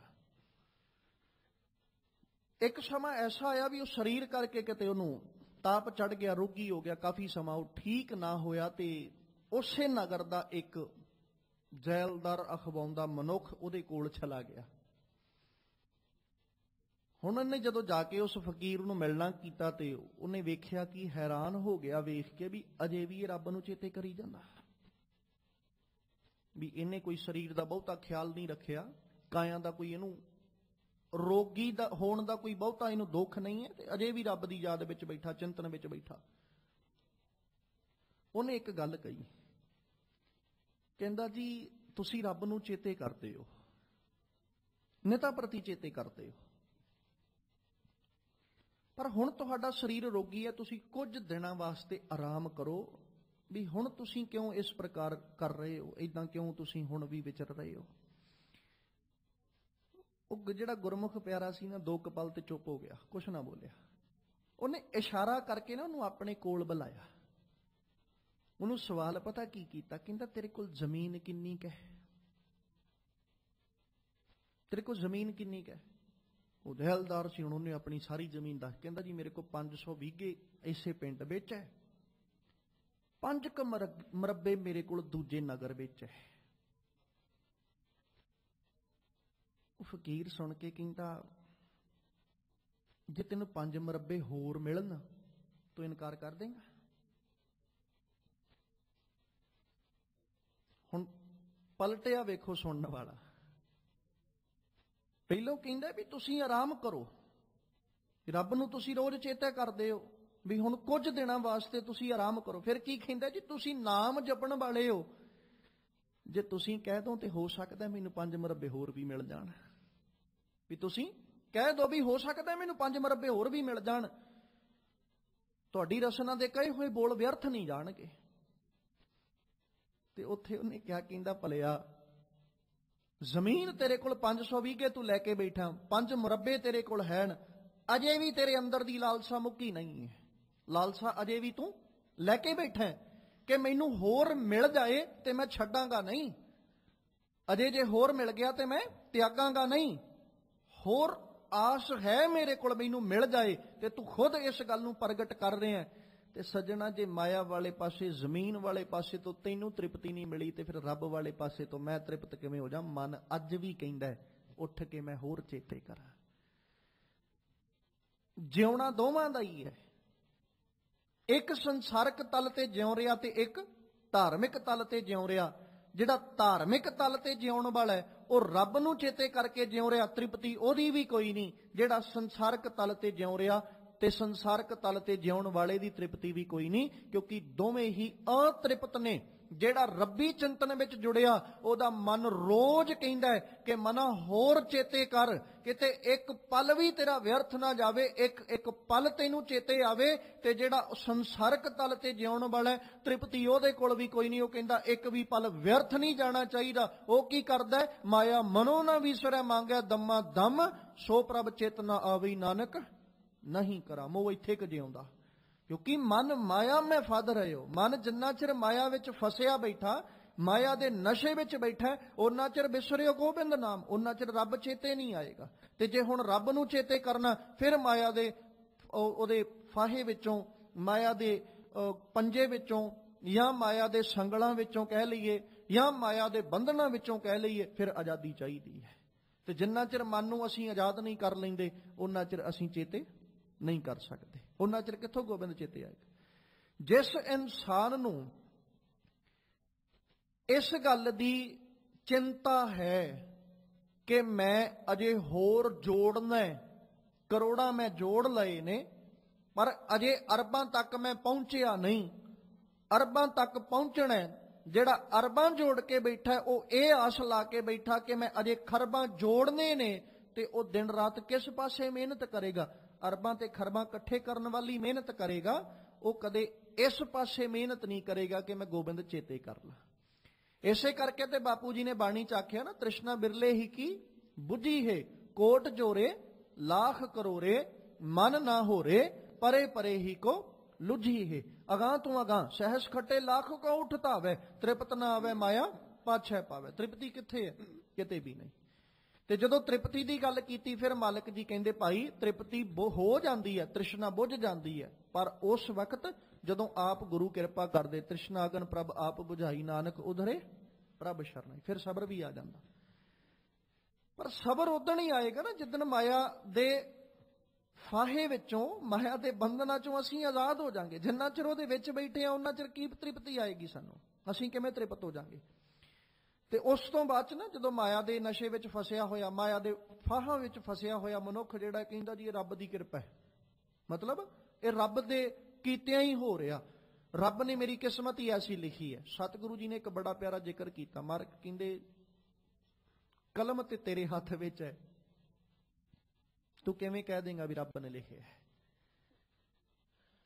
ਸਤਿਗੁਰੂ ਜੀ ਨੇ ਬਕਾਇਦਾ ਜ਼ਿਕਰ ਕੀਤਾ, ਕਰਨੀ ਕਾਗਦ ਮਨ ਮਸਵਾਣੀ, ਬੁਰਾ ਭਲਾ ਦੋਏ ਲੇਖ ਪਏ। ਆਪ ਹੀ ਲਿਖ ਰਿਹਾ ਬੁਰੇ ਤੇ ਭਲੇ ਲੇਖ। ਜਿਉਂ ਜਿਉਂ ਕਿਰਤ ਚਲਾਏ ਤਿਉਂ ਚੱਲੀਏ, ਤਉ ਗੁਣ ਨਾਹੀ ਅੰਤ ਹਰੇ। ਤੇ ਫਿਰ ਆਖਿਆ ਕਿ ਚਿਤ ਚੇਤਸ ਕੀ ਨਹੀਂ ਬਾਬਰਿਆ, ਹਰ ਬਿਸਰਤ ਤੇਰੇ ਗੁਣ ਗਲਿਆ। ਉਹ ਬਾਬਰਿਆ ਕਿਉਂ ਨਹੀਂ ਚੇਤੇ ਕਰਦਾ? ਹਰ ਬਿਸਰਤ ਤੇਰੇ ਗੁਣ ਗਲਿਆ, ਤੇਰੇ ਗੁਣ ਗਲਦੇ ਜਾ ਰਹੇ। ਕਿਉਂ ਬੌਰਾ ਹੋਇਆ? ਕਿਉਂ ਬੌਰਿਆਂ ਦੇ ਵਾਂਗੂ ਅਕਾਲ ਪੁਰਖ ਪਰਮੇਸ਼ਵਰ ਜਿਹੜਾ ਜੀਵਨ ਜਾਚ ਤੈਨੂੰ ਬਖਸ਼ਣ ਵਾਲਾ ਹੈ, ਜ਼ਿੰਦਗੀ ਦੀ ਦਾਤ ਤੈਨੂੰ ਦੇਣ ਵਾਲਾ ਹੈ, ਤੇ ਉਹ ਜ਼ਿੰਦਗੀ ਦੀ ਦਾਤ ਦੇਣ ਵਾਲੇ ਨੂੰ ਤੂੰ ਆਪਣੀ ਜ਼ਿੰਦਗੀ ਚੋਂ ਕਿਉਂ ਭੁਲਾ ਕੇ ਬੈਠਾ? ਤੂੰ ਕਿਉਂ ਬੁਰੇ ਤੇ ਭਲੇ ਜਿਹੜੇ ਲੇਖ ਨੇ ਉਹ ਆਪਣੀ ਕਲਮ ਨਾਲ ਆਪ ਲਿਖੀ ਜਾਂਦਾ? ਭਲੇ ਕਿਉਂ ਨਹੀਂ ਲਿਖਦਾ? ਆਪਣੇ ਜੀਵਨ ਅੰਦਰ ਜਿਹੜੇ ਲੇਖ ਨੇ ਉਹਨਾਂ ਨੂੰ ਚੰਗਿਆਂ ਕਿਉਂ ਨਹੀਂ ਲਿਖਦਾ? ਕਿਉਂ ਆਪਣੇ ਜੀਵਨ ਅੰਦਰ ਬੁਰੇ ਲੇਖ ਜਿਹੜੇ ਉਹ ਤੂੰ ਨਾਲ ਲੈ ਕੇ ਬੈਠਾ? ਬਾਬਰਾ ਨਾ ਬਣ। ਨਿਕਲ ਇਸ ਫੱਦ ਵਿੱਚੋਂ, ਨਿਕਲ ਇਸ ਫਾਹੀ ਵਿੱਚੋਂ, ਨਿਕਲ ਇਹਨਾਂ ਬੰਧਨਾਂ ਦੇ ਵਿੱਚੋਂ। ਤੇ ਬੰਧਨਾਂ ਚੋਂ ਆਜ਼ਾਦੀ ਕਿਵੇਂ? ਬਾਬਾ ਕਬੀਰ ਜੀ ਨੂੰ ਪੁੱਛੋ। ਬਾਬਾ ਕਬੀਰ ਜੀ ਨੇ ਜਦੋਂ ਜ਼ਿਕਰ ਕੀਤਾ ਤੇ ਉਹਨਾਂ ਆਖਿਆ ਵੀ ਮੈਂ ਜਦੋਂ ਅਕਾਲ ਪੁਰਖ ਪਰਮੇਸ਼ਵਰ ਨੂੰ ਚੇਤੇ ਕੀਤਾ ਨਾ, ਰੱਬ ਨੂੰ ਚੇਤੇ ਕੀਤਾ, ਤੇ ਮੈਨੂੰ ਜਿਹੜੇ ਬੰਧਨ ਪਏ ਹੋਏ ਸਨ ਸੰਸਾਰਿਕ ਪਦਾਰਥਾਂ ਦੇ, ਸੰਸਾਰਿਕ ਤੌਰ ਉੱਤੇ ਜਾਂ ਮਾਇਕ ਪਦਾਰਥਾਂ ਦੇ ਜਾਂ ਹੋਰ ਹਾਲਾਤਾਂ ਦੇ, ਤੇ ਉਹ ਸਾਰੇ ਦੇ ਸਾਰੇ ਬੰਧਨ ਮੇਰੇ ਉਦੋਂ ਟੁੱਟ ਗਏ। ਪਰ ਉਹ ਬੰਧਨ ਟੁੱਟਣ ਦਾ ਕਾਰਨ ਇੱਕੋ ਹੀ ਸੀ ਕਿ ਮੈਂ ਉਹ ਅਕਾਲ ਪੁਰਖ ਪਰਮੇਸ਼ਵਰ ਜਿਹੜਾ ਨਾ ਉਹਨੂੰ ਕਦੇ ਭੁਲਾਇਆ ਨਹੀਂ, ਮੈਂ ਉਹਨੂੰ ਹਮੇਸ਼ਾ ਚੇਤੇ ਰੱਖਿਆ।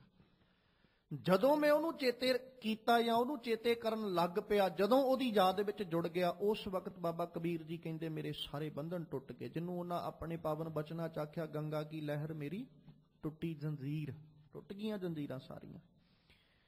ਪਰ ਟੁੱਟਣਗੀਆਂ ਉਦੋਂ ਜਦੋਂ ਆਪ ਗੁਰੂ ਕਿਰਪਾ ਕਰਕੇ, ਆਪ ਰੱਬ ਦੀ ਬਖਸ਼ਿਸ਼ ਦੇ ਸਦਕਾ ਜੀਵ ਉਹਦੀ ਕਿਰਪਾ ਦਾ ਪਾਤਰ ਬਣ ਜਾਂਦਾ। ਤੇ ਜਦੋਂ ਜੀਵ ਉਹਦੀ ਰਹਿਮਤ ਦਾ ਪਾਤਰ ਬਣ ਜਾਂਦਾ, ਉਹਦੀ ਕਿਰਪਾ ਦਾ ਪਾਤਰ ਬਣ ਜਾਂਦਾ, ਉਸ ਵਕਤ ਜੀਵ ਜਾ ਕੇ ਫਿਰ ਇਹ ਮਾਇਆ ਦੇ ਬੰਧਨਾਂ ਚੋਂ ਆਜ਼ਾਦ ਹੁੰਦਾ। ਤੇ ਮਾਲਕ ਕਹਿੰਦੇ ਭਾਈ ਇੱਕ ਖਿਆਲ ਰੱਖ, ਕਿਉਂ ਜਨਮ ਬਿਰਥਾ ਜਾਤ ਰੰਗ ਮਾਇਆ ਕਹਿ, ਇਹ ਤੇਰਾ ਸਾਰੇ ਦਾ ਸਾਰਾ ਜਨਮ ਜਿਹੜਾ ਇਹ ਵਿਅਰਥ ਜਾ ਰਿਹਾ, ਬਿਰਥਾ ਜਾ ਰਿਹਾ ਮਾਇਆ ਦੇ ਰੰਗ ਵਿੱਚ।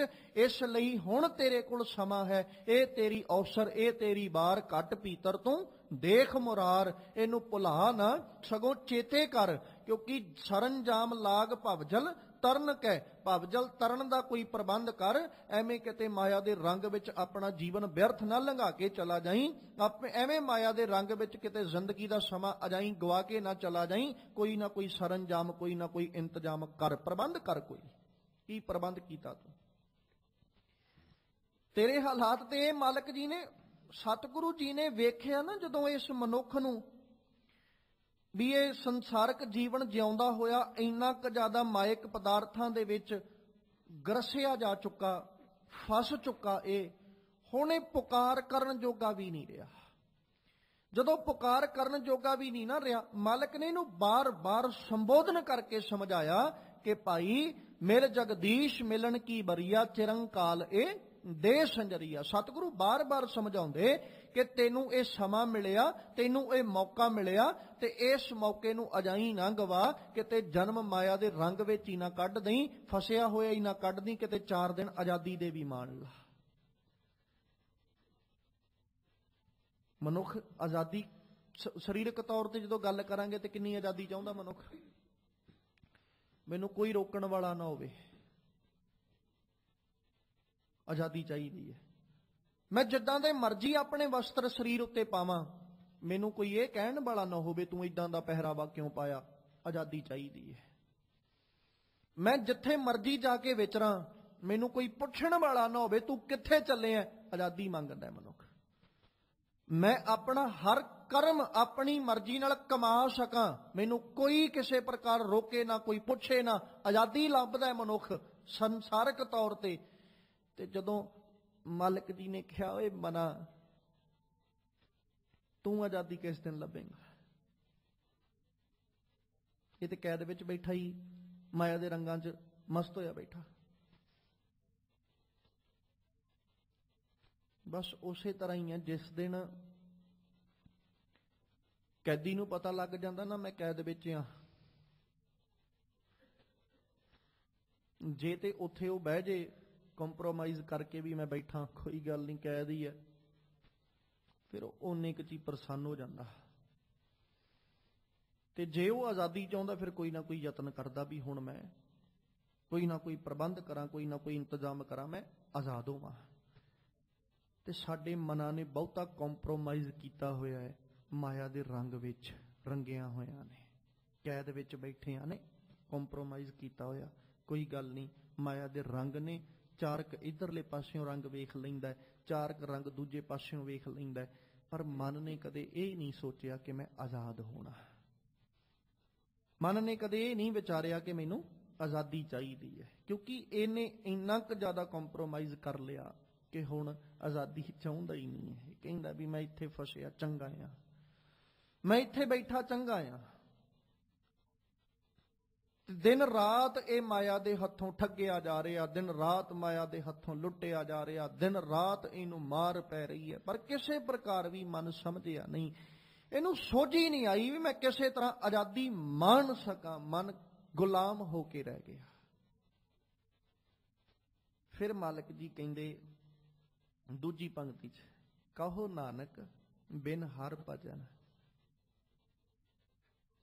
ਮਨਾ, ਜੀਵਨ ਤੇਰੇ ਕੋਲ ਬੜਾ ਵੱਡਾ, ਪਰ ਕਦੇ ਖਿਆਲ ਕੀਤਾ ਹਰ ਬਿਸਰਤ ਸਦਾ ਖੁਆਰੀ, ਤਾਕੋ ਧੋਖਾ ਕਹਾ ਵਿਆਪੈ ਜਾਕੋ ਓਟ ਤੁਹਾਰੀ। ਕਦੇ ਇਸ ਗੱਲ ਦਾ ਖਿਆਲ ਕੀਤਾ, ਬਿਨ ਸਿਮਰਨ ਜੋ ਜੀਵਨ ਬਲਣਾ ਸਰਪ ਜੈਸੇ ਅਰ ਜਾਰੀ ਨਵ ਖੰਡਣ ਕੋ ਰਾਜ ਕਮਾਵੇ ਅੰਤ ਚੱਲੇ ਕੋ ਹਾਰੀ। ਮਨਾ ਕਦੇ ਇਸ ਗੱਲ ਨੂੰ ਵੀ ਸੋਚ ਕੇ ਚੱਲ ਕਿ ਮੈਂ ਨਵਾਂ ਖੰਡਾਂ ਦਾ ਵੀ ਜੇ ਰਾਜ ਕਮਾ ਲਾਂ ਅਖੀਰ ਹੱਥ ਝਾੜ ਕੇ ਜਾਵਾਂਗਾ, ਹਾਰ ਕੇ ਜਾਵਾਂਗਾ, ਤੇ ਕਿਉਂ ਮੈਂ ਬੰਧਨਾਂ ਵਿੱਚ ਪੈ ਕੇ ਜ਼ਿੰਦਗੀ ਗੁਜ਼ਾਰਾਂ। ਤੇ ਅੱਜ ਬਾਪੂ ਜੀ ਕਹਿ ਰਹੇ ਕਹੋ ਨਾਨਕ ਬਿਨ ਹਰ ਭਜਨ, ਹਰੀ ਭਜਨ ਤੋਂ ਬਿਨਾ ਕੀ ਜੀਵਨ ਕੌਣੇ ਕਾਮ। ਸਤਿਗੁਰੂ ਕਹਿੰਦੇ 10 ਜੀਵਨ ਕਿਸ ਕੰਮ ਹੈ, ਕਿਹੜੇ ਕੰਮ ਤੇਰਾ ਜੀਵਨ। ਜਾਂ ਤੇ ਅਸੀਂ ਇਹ ਮੰਨ ਲਈਏ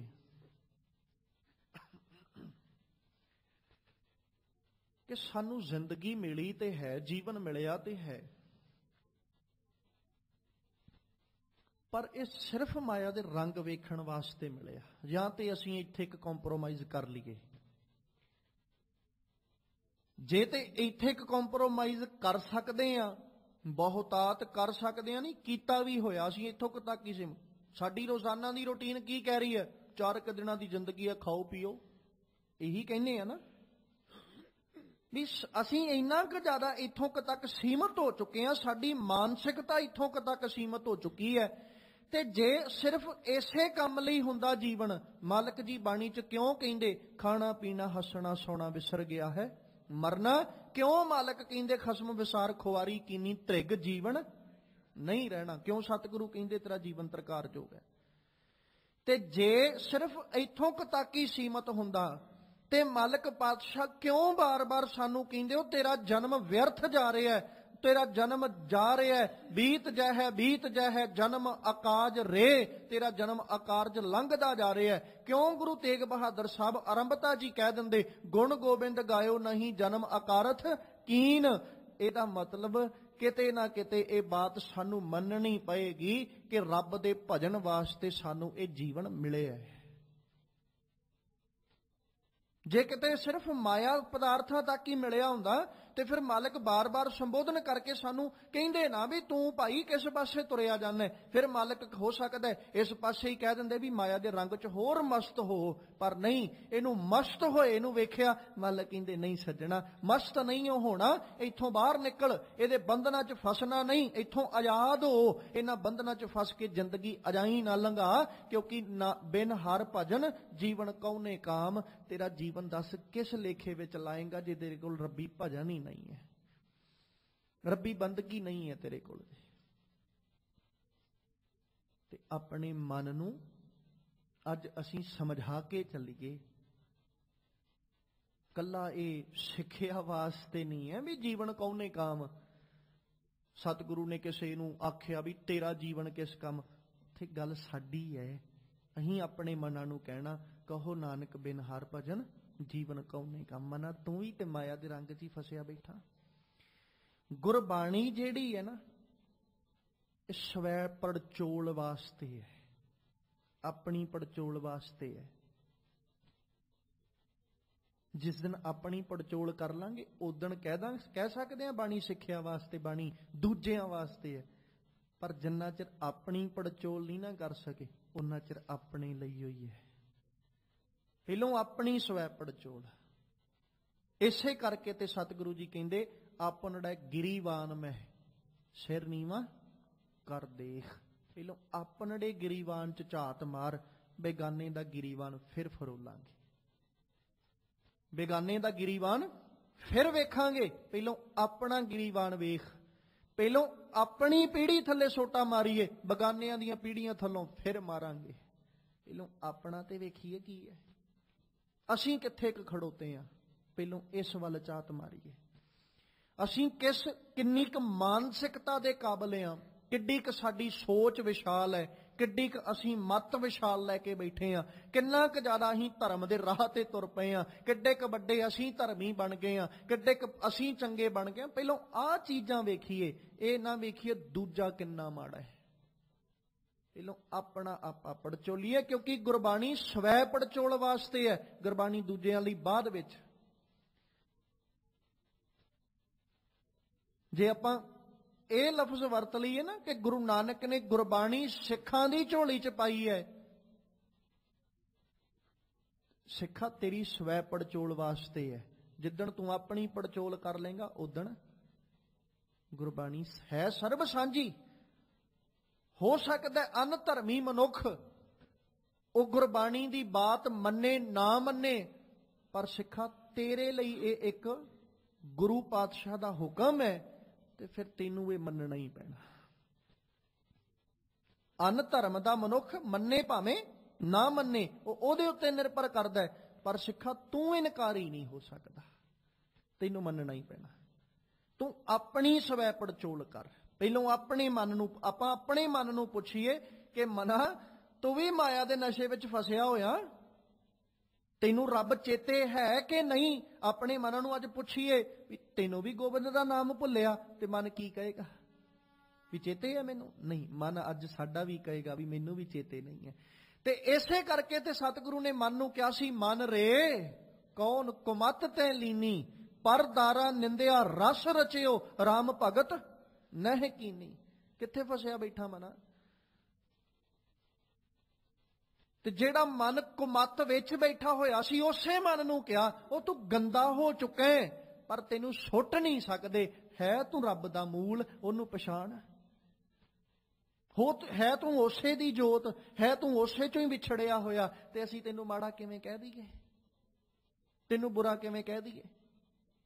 ਤੈਨੂੰ ਅਸੀਂ ਸੁੱਟ ਨਹੀਂ ਸਕਦੇ, ਤੈਨੂੰ ਸਾਫ਼ ਕਰ ਸਕਦੇ ਹਾਂ, ਤੈਨੂੰ ਅਸੀਂ ਤਿਆਗ ਨਹੀਂ ਸਕਦੇ, ਤੈਨੂੰ ਚੰਗਾ ਬਣਾ ਸਕਦੇ ਹਾਂ। ਤੇ ਜਿਹੜਾ ਮਾੜਾ ਮਨ ਹੈ, ਜਿਵੇਂ ਆਪਾਂ ਕਹਿ ਦਈਏ ਕਿ ਔਲਾਦ ਜੇ ਕਿਤੇ ਮਾੜੀ ਸੰਗਤ ਵਿੱਚ ਪੈ ਕੇ ਕਿਤੇ ਉਹਨਾਂ ਦੀ ਜ਼ਿੰਦਗੀ ਦੇ ਵਿੱਚ ਕੋਈ ਔਗਣ ਆ ਜਾਏ, ਤੇ ਅਸੀਂ ਔਲਾਦ ਮਾਰ ਨਹੀਂ ਦਿੰਦੇ ਵੀ ਇਹਨੇ ਮਾੜੇ ਕੰਮ ਸਿੱਖ ਲਏ, ਇਹਨੂੰ ਮਾਰ ਦਿਓ। ਅਸੀਂ ਕੋਸ਼ਿਸ਼ ਕਰੀਦੀ ਵੀ ਸਵਰ ਜਾਏ, ਸੁਧਰ ਜਾਏ, ਤੇ ਉਹਨੂੰ ਸੁਧਾਰਨ ਵਾਸਤੇ ਕੀ ਕਰਦੇ ਆ? ਨਿਤਾ ਪ੍ਰਤੀ ਸਮਝਾਉਨੇ ਆ। ਤੇ ਜੇ ਸਾਡਾ ਮਨ ਕਿਤੇ ਮਾੜੇ ਸੰਗ ਵਿੱਚ ਬਹਿ ਬਹਿ ਕੇ, ਮਾਇਆ ਦੇ ਰੰਗ ਵਿੱਚ ਬਹਿ ਬਹਿ ਕੇ ਮੈਲਾ ਹੋ ਹੀ ਗਿਆ, ਹੁਣ ਅਸੀਂ ਇਹਨੂੰ ਸੁਥਰਾ ਕਰਨਾ। ਤੇ ਸੁਥਰਾ ਕਰਨ ਵਾਸਤੇ ਸਤਿਗੁਰੂ ਨੇ ਬਾਣੀ ਸਾਡੀ ਝੋਲੀ 'ਚ ਪਾਈ। ਸਵੈ ਪੜਚੋਲ ਕਰਕੇ ਕਿਤੇ ਮਨਾਂ ਨੂੰ ਸਮਝਾਈਏ। ਮਾਲਕ ਕਹਿੰਦੇ, ਭਾਈ ਇਹ ਖਿਆਲ ਰੱਖ, ਕਹੋ ਨਾਨਕ ਬਿਨ ਹਰ ਭਜਨ ਜੀਵਨ ਕਉਨੇ ਕਾਮ। ਪ੍ਰਾਨੀ ਰਾਮ ਨਾ ਚਿਤਈ, ਮਦ ਮਾਇਆ ਕੈ ਅੰਧ। ਕਹੋ ਨਾਨਕ ਹਰ ਭਜਨ ਬਿਨ, ਪਰਤ ਤਾਹੇ ਜਮ ਫੰਧ। ਫਿਰ ਕਹਿੰਦੇ, ਪ੍ਰਾਨੀ ਰਾਮ ਨਾ ਚੇਤਈ। ਥੋੜਾ ਜਿਹਾ ਇੱਥੇ ਤਵੱਜੋ ਦੇ ਕੇ ਸਮਝਿਓ।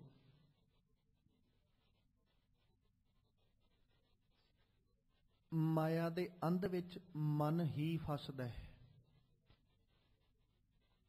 ਜੇ ਆਪਾਂ ਸਰੀਰ ਦੀ ਗੱਲ ਕਰਾਂਗੇ ਤੇ ਸਰੀਰ ਨਹੀਂ ਜੇ ਫਸਦਾ ਮਾਇਆ ਦੇ ਨਸ਼ੇ 'ਚ, ਮਨ ਫਸਦਾ ਹੈ।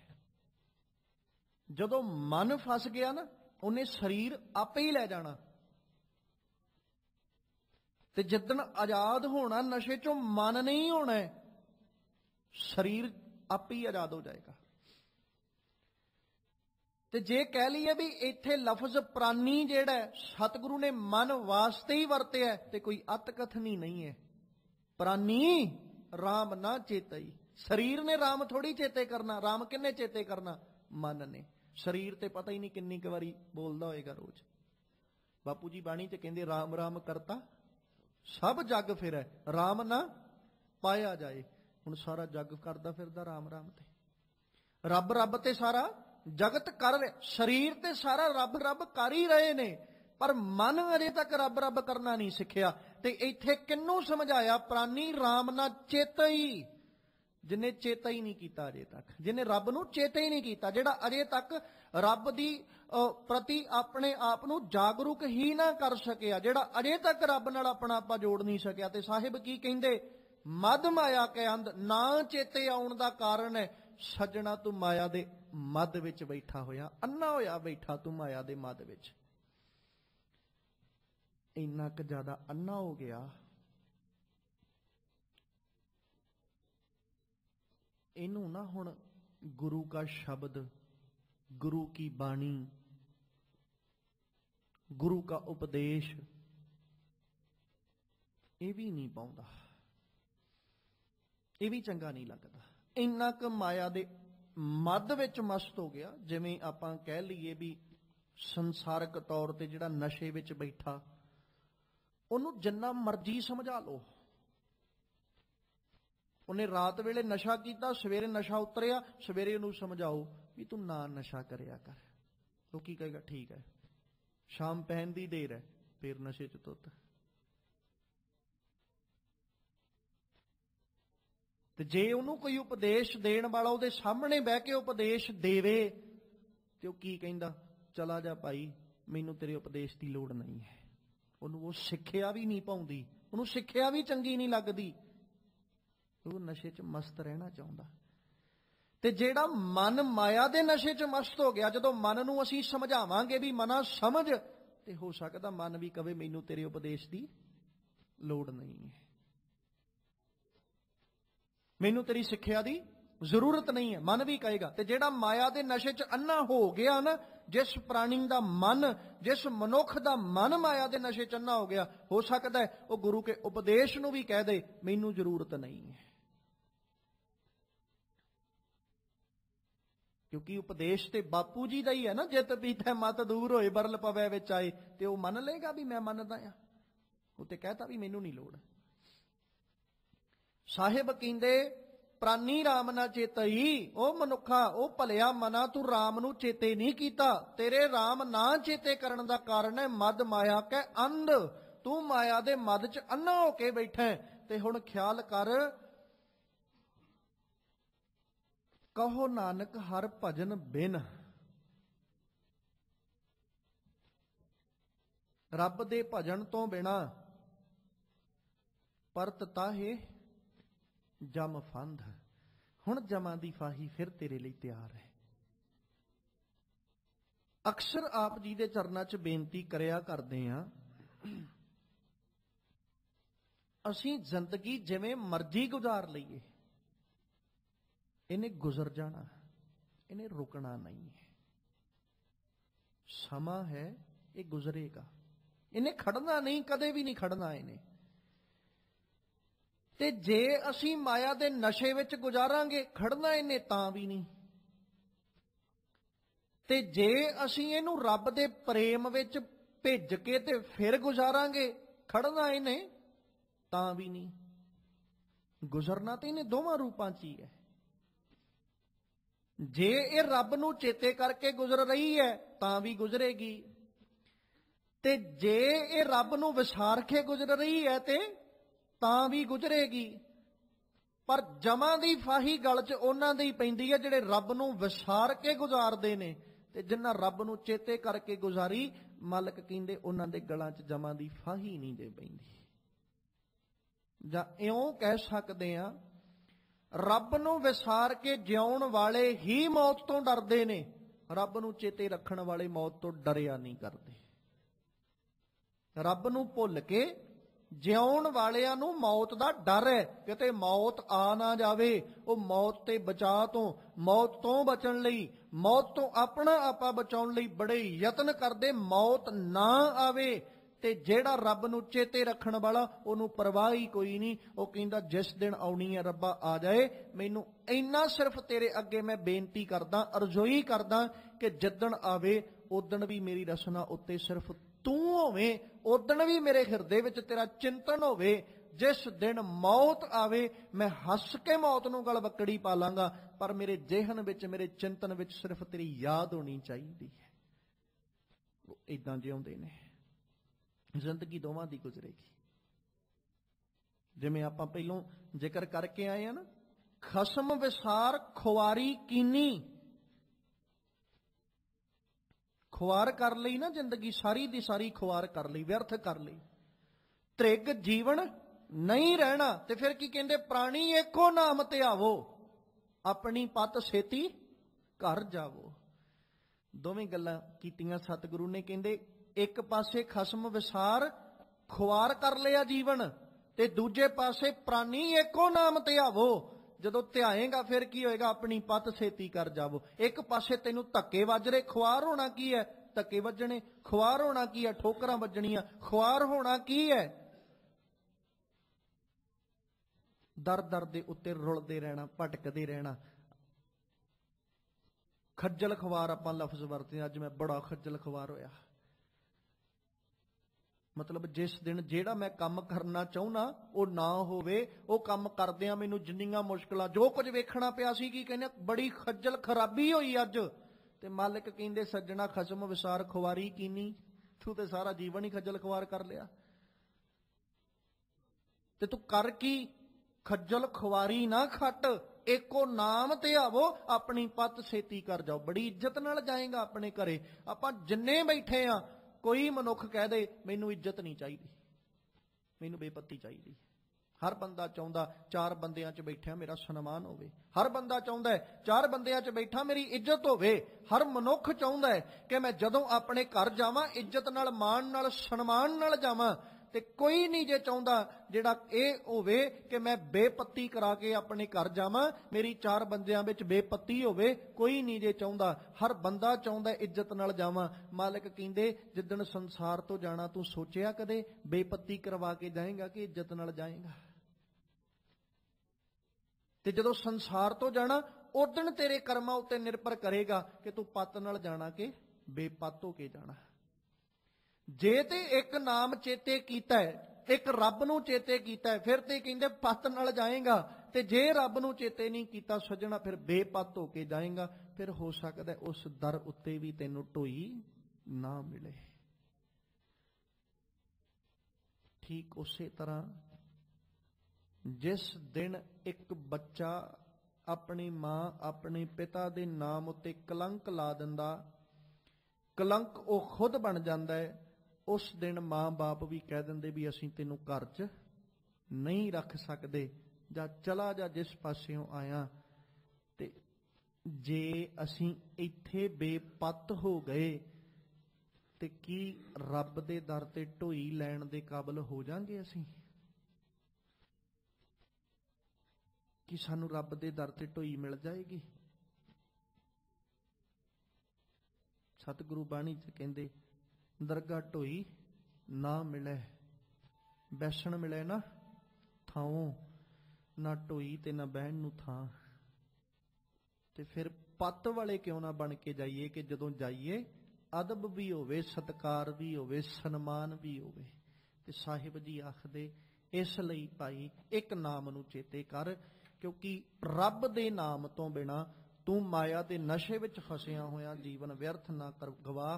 ਕਿਉਂਕਿ ਜੇ ਵਿਅਰਥ ਚਲਾ ਗਿਆ ਫਿਰ ਜਮਾਂ ਦੀ ਫਾਹੀ ਤੇਰੇ ਗਲ ਵਿੱਚ ਪੈ ਜਾਣੀ, ਮੌਤ ਨੇ ਆ ਜਾਣਾ।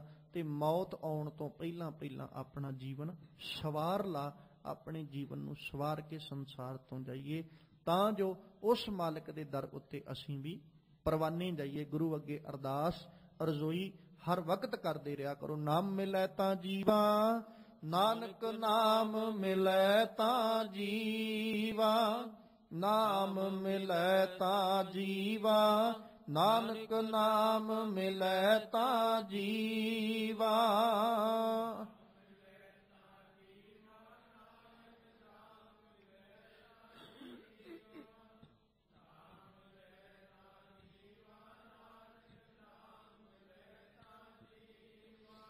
ਨਾਮ ਮਿਲੈ ਤਾਂ ਜੀਵਾ, ਨਾਨਕ ਨਾਮ ਮਿਲੈ ਤਾਂ ਜੀਵਾ, ਨਾਮ ਮਿਲੈ ਤਾਂ ਜੀਵਾ, ਨਾਨਕ ਨਾਮ ਮਿਲੈ ਤਾਂ ਜੀਵਾ।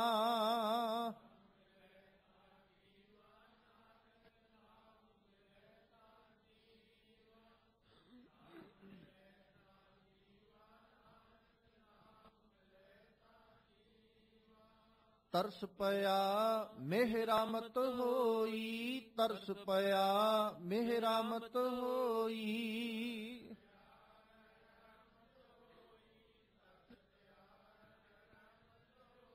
ਸਤਿਗੁਰ ਸੱਜਣ ਮਿਲਿਆ, ਸਤਿਗੁਰ ਸੱਜਣ ਮਿਲਿਆ।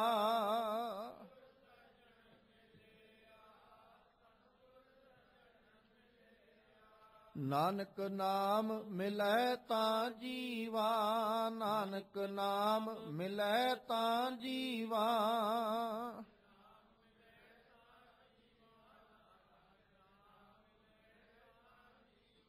ਤਨ ਮਨ ਥੀਵੈ ਹਰਿਆ, ਤਨ ਮਨ ਥੀਵੈ ਹਰਿਆ।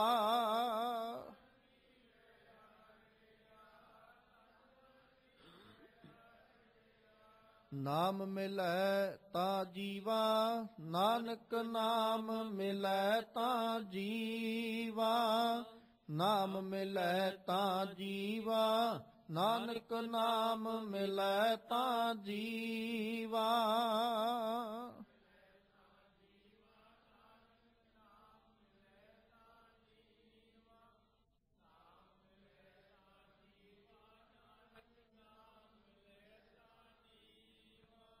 ਸਤਿਗੁਰੂ ਪਾਤਸ਼ਾਹ ਕਿਰਪਾ ਕਰਨ, ਸਾਡੇ ਸਭਨਾਂ ਦੀਆਂ ਹਾਜ਼ਰੀਆਂ ਆਪਣੇ ਦਰ ਤੇ ਪ੍ਰਵਾਨ ਕਰ ਲੈਣ। ਆਪਣੇ ਦਰੋਂ ਘਰੋਂ ਗੁਰਸਿੱਖੀ ਜੀਵਨ ਨਾਮ ਦੀਆਂ ਦਾਤਾਂ ਬਖਸ਼ਿਸ਼ ਕਰਕੇ ਨਿਵਾਜਣ, ਤਾਂ ਜੋ ਸਾਡੇ ਇਹ ਲੋਕ ਸੁਖੀਏ ਪਰਲੋਕ ਸੁਹੇਲੇ। ਨਾਨਕ ਹਰ ਪ੍ਰਭ ਆਪੇ ਮੇਲੇ ਹੋਈਆਂ ਬੇਅੰਤ ਪ੍ਰਕਾਰ ਦੀਆਂ ਭੁੱਲਾਂ ਦੀ ਖਿਮਾ ਬਖਸ਼ਣੀ।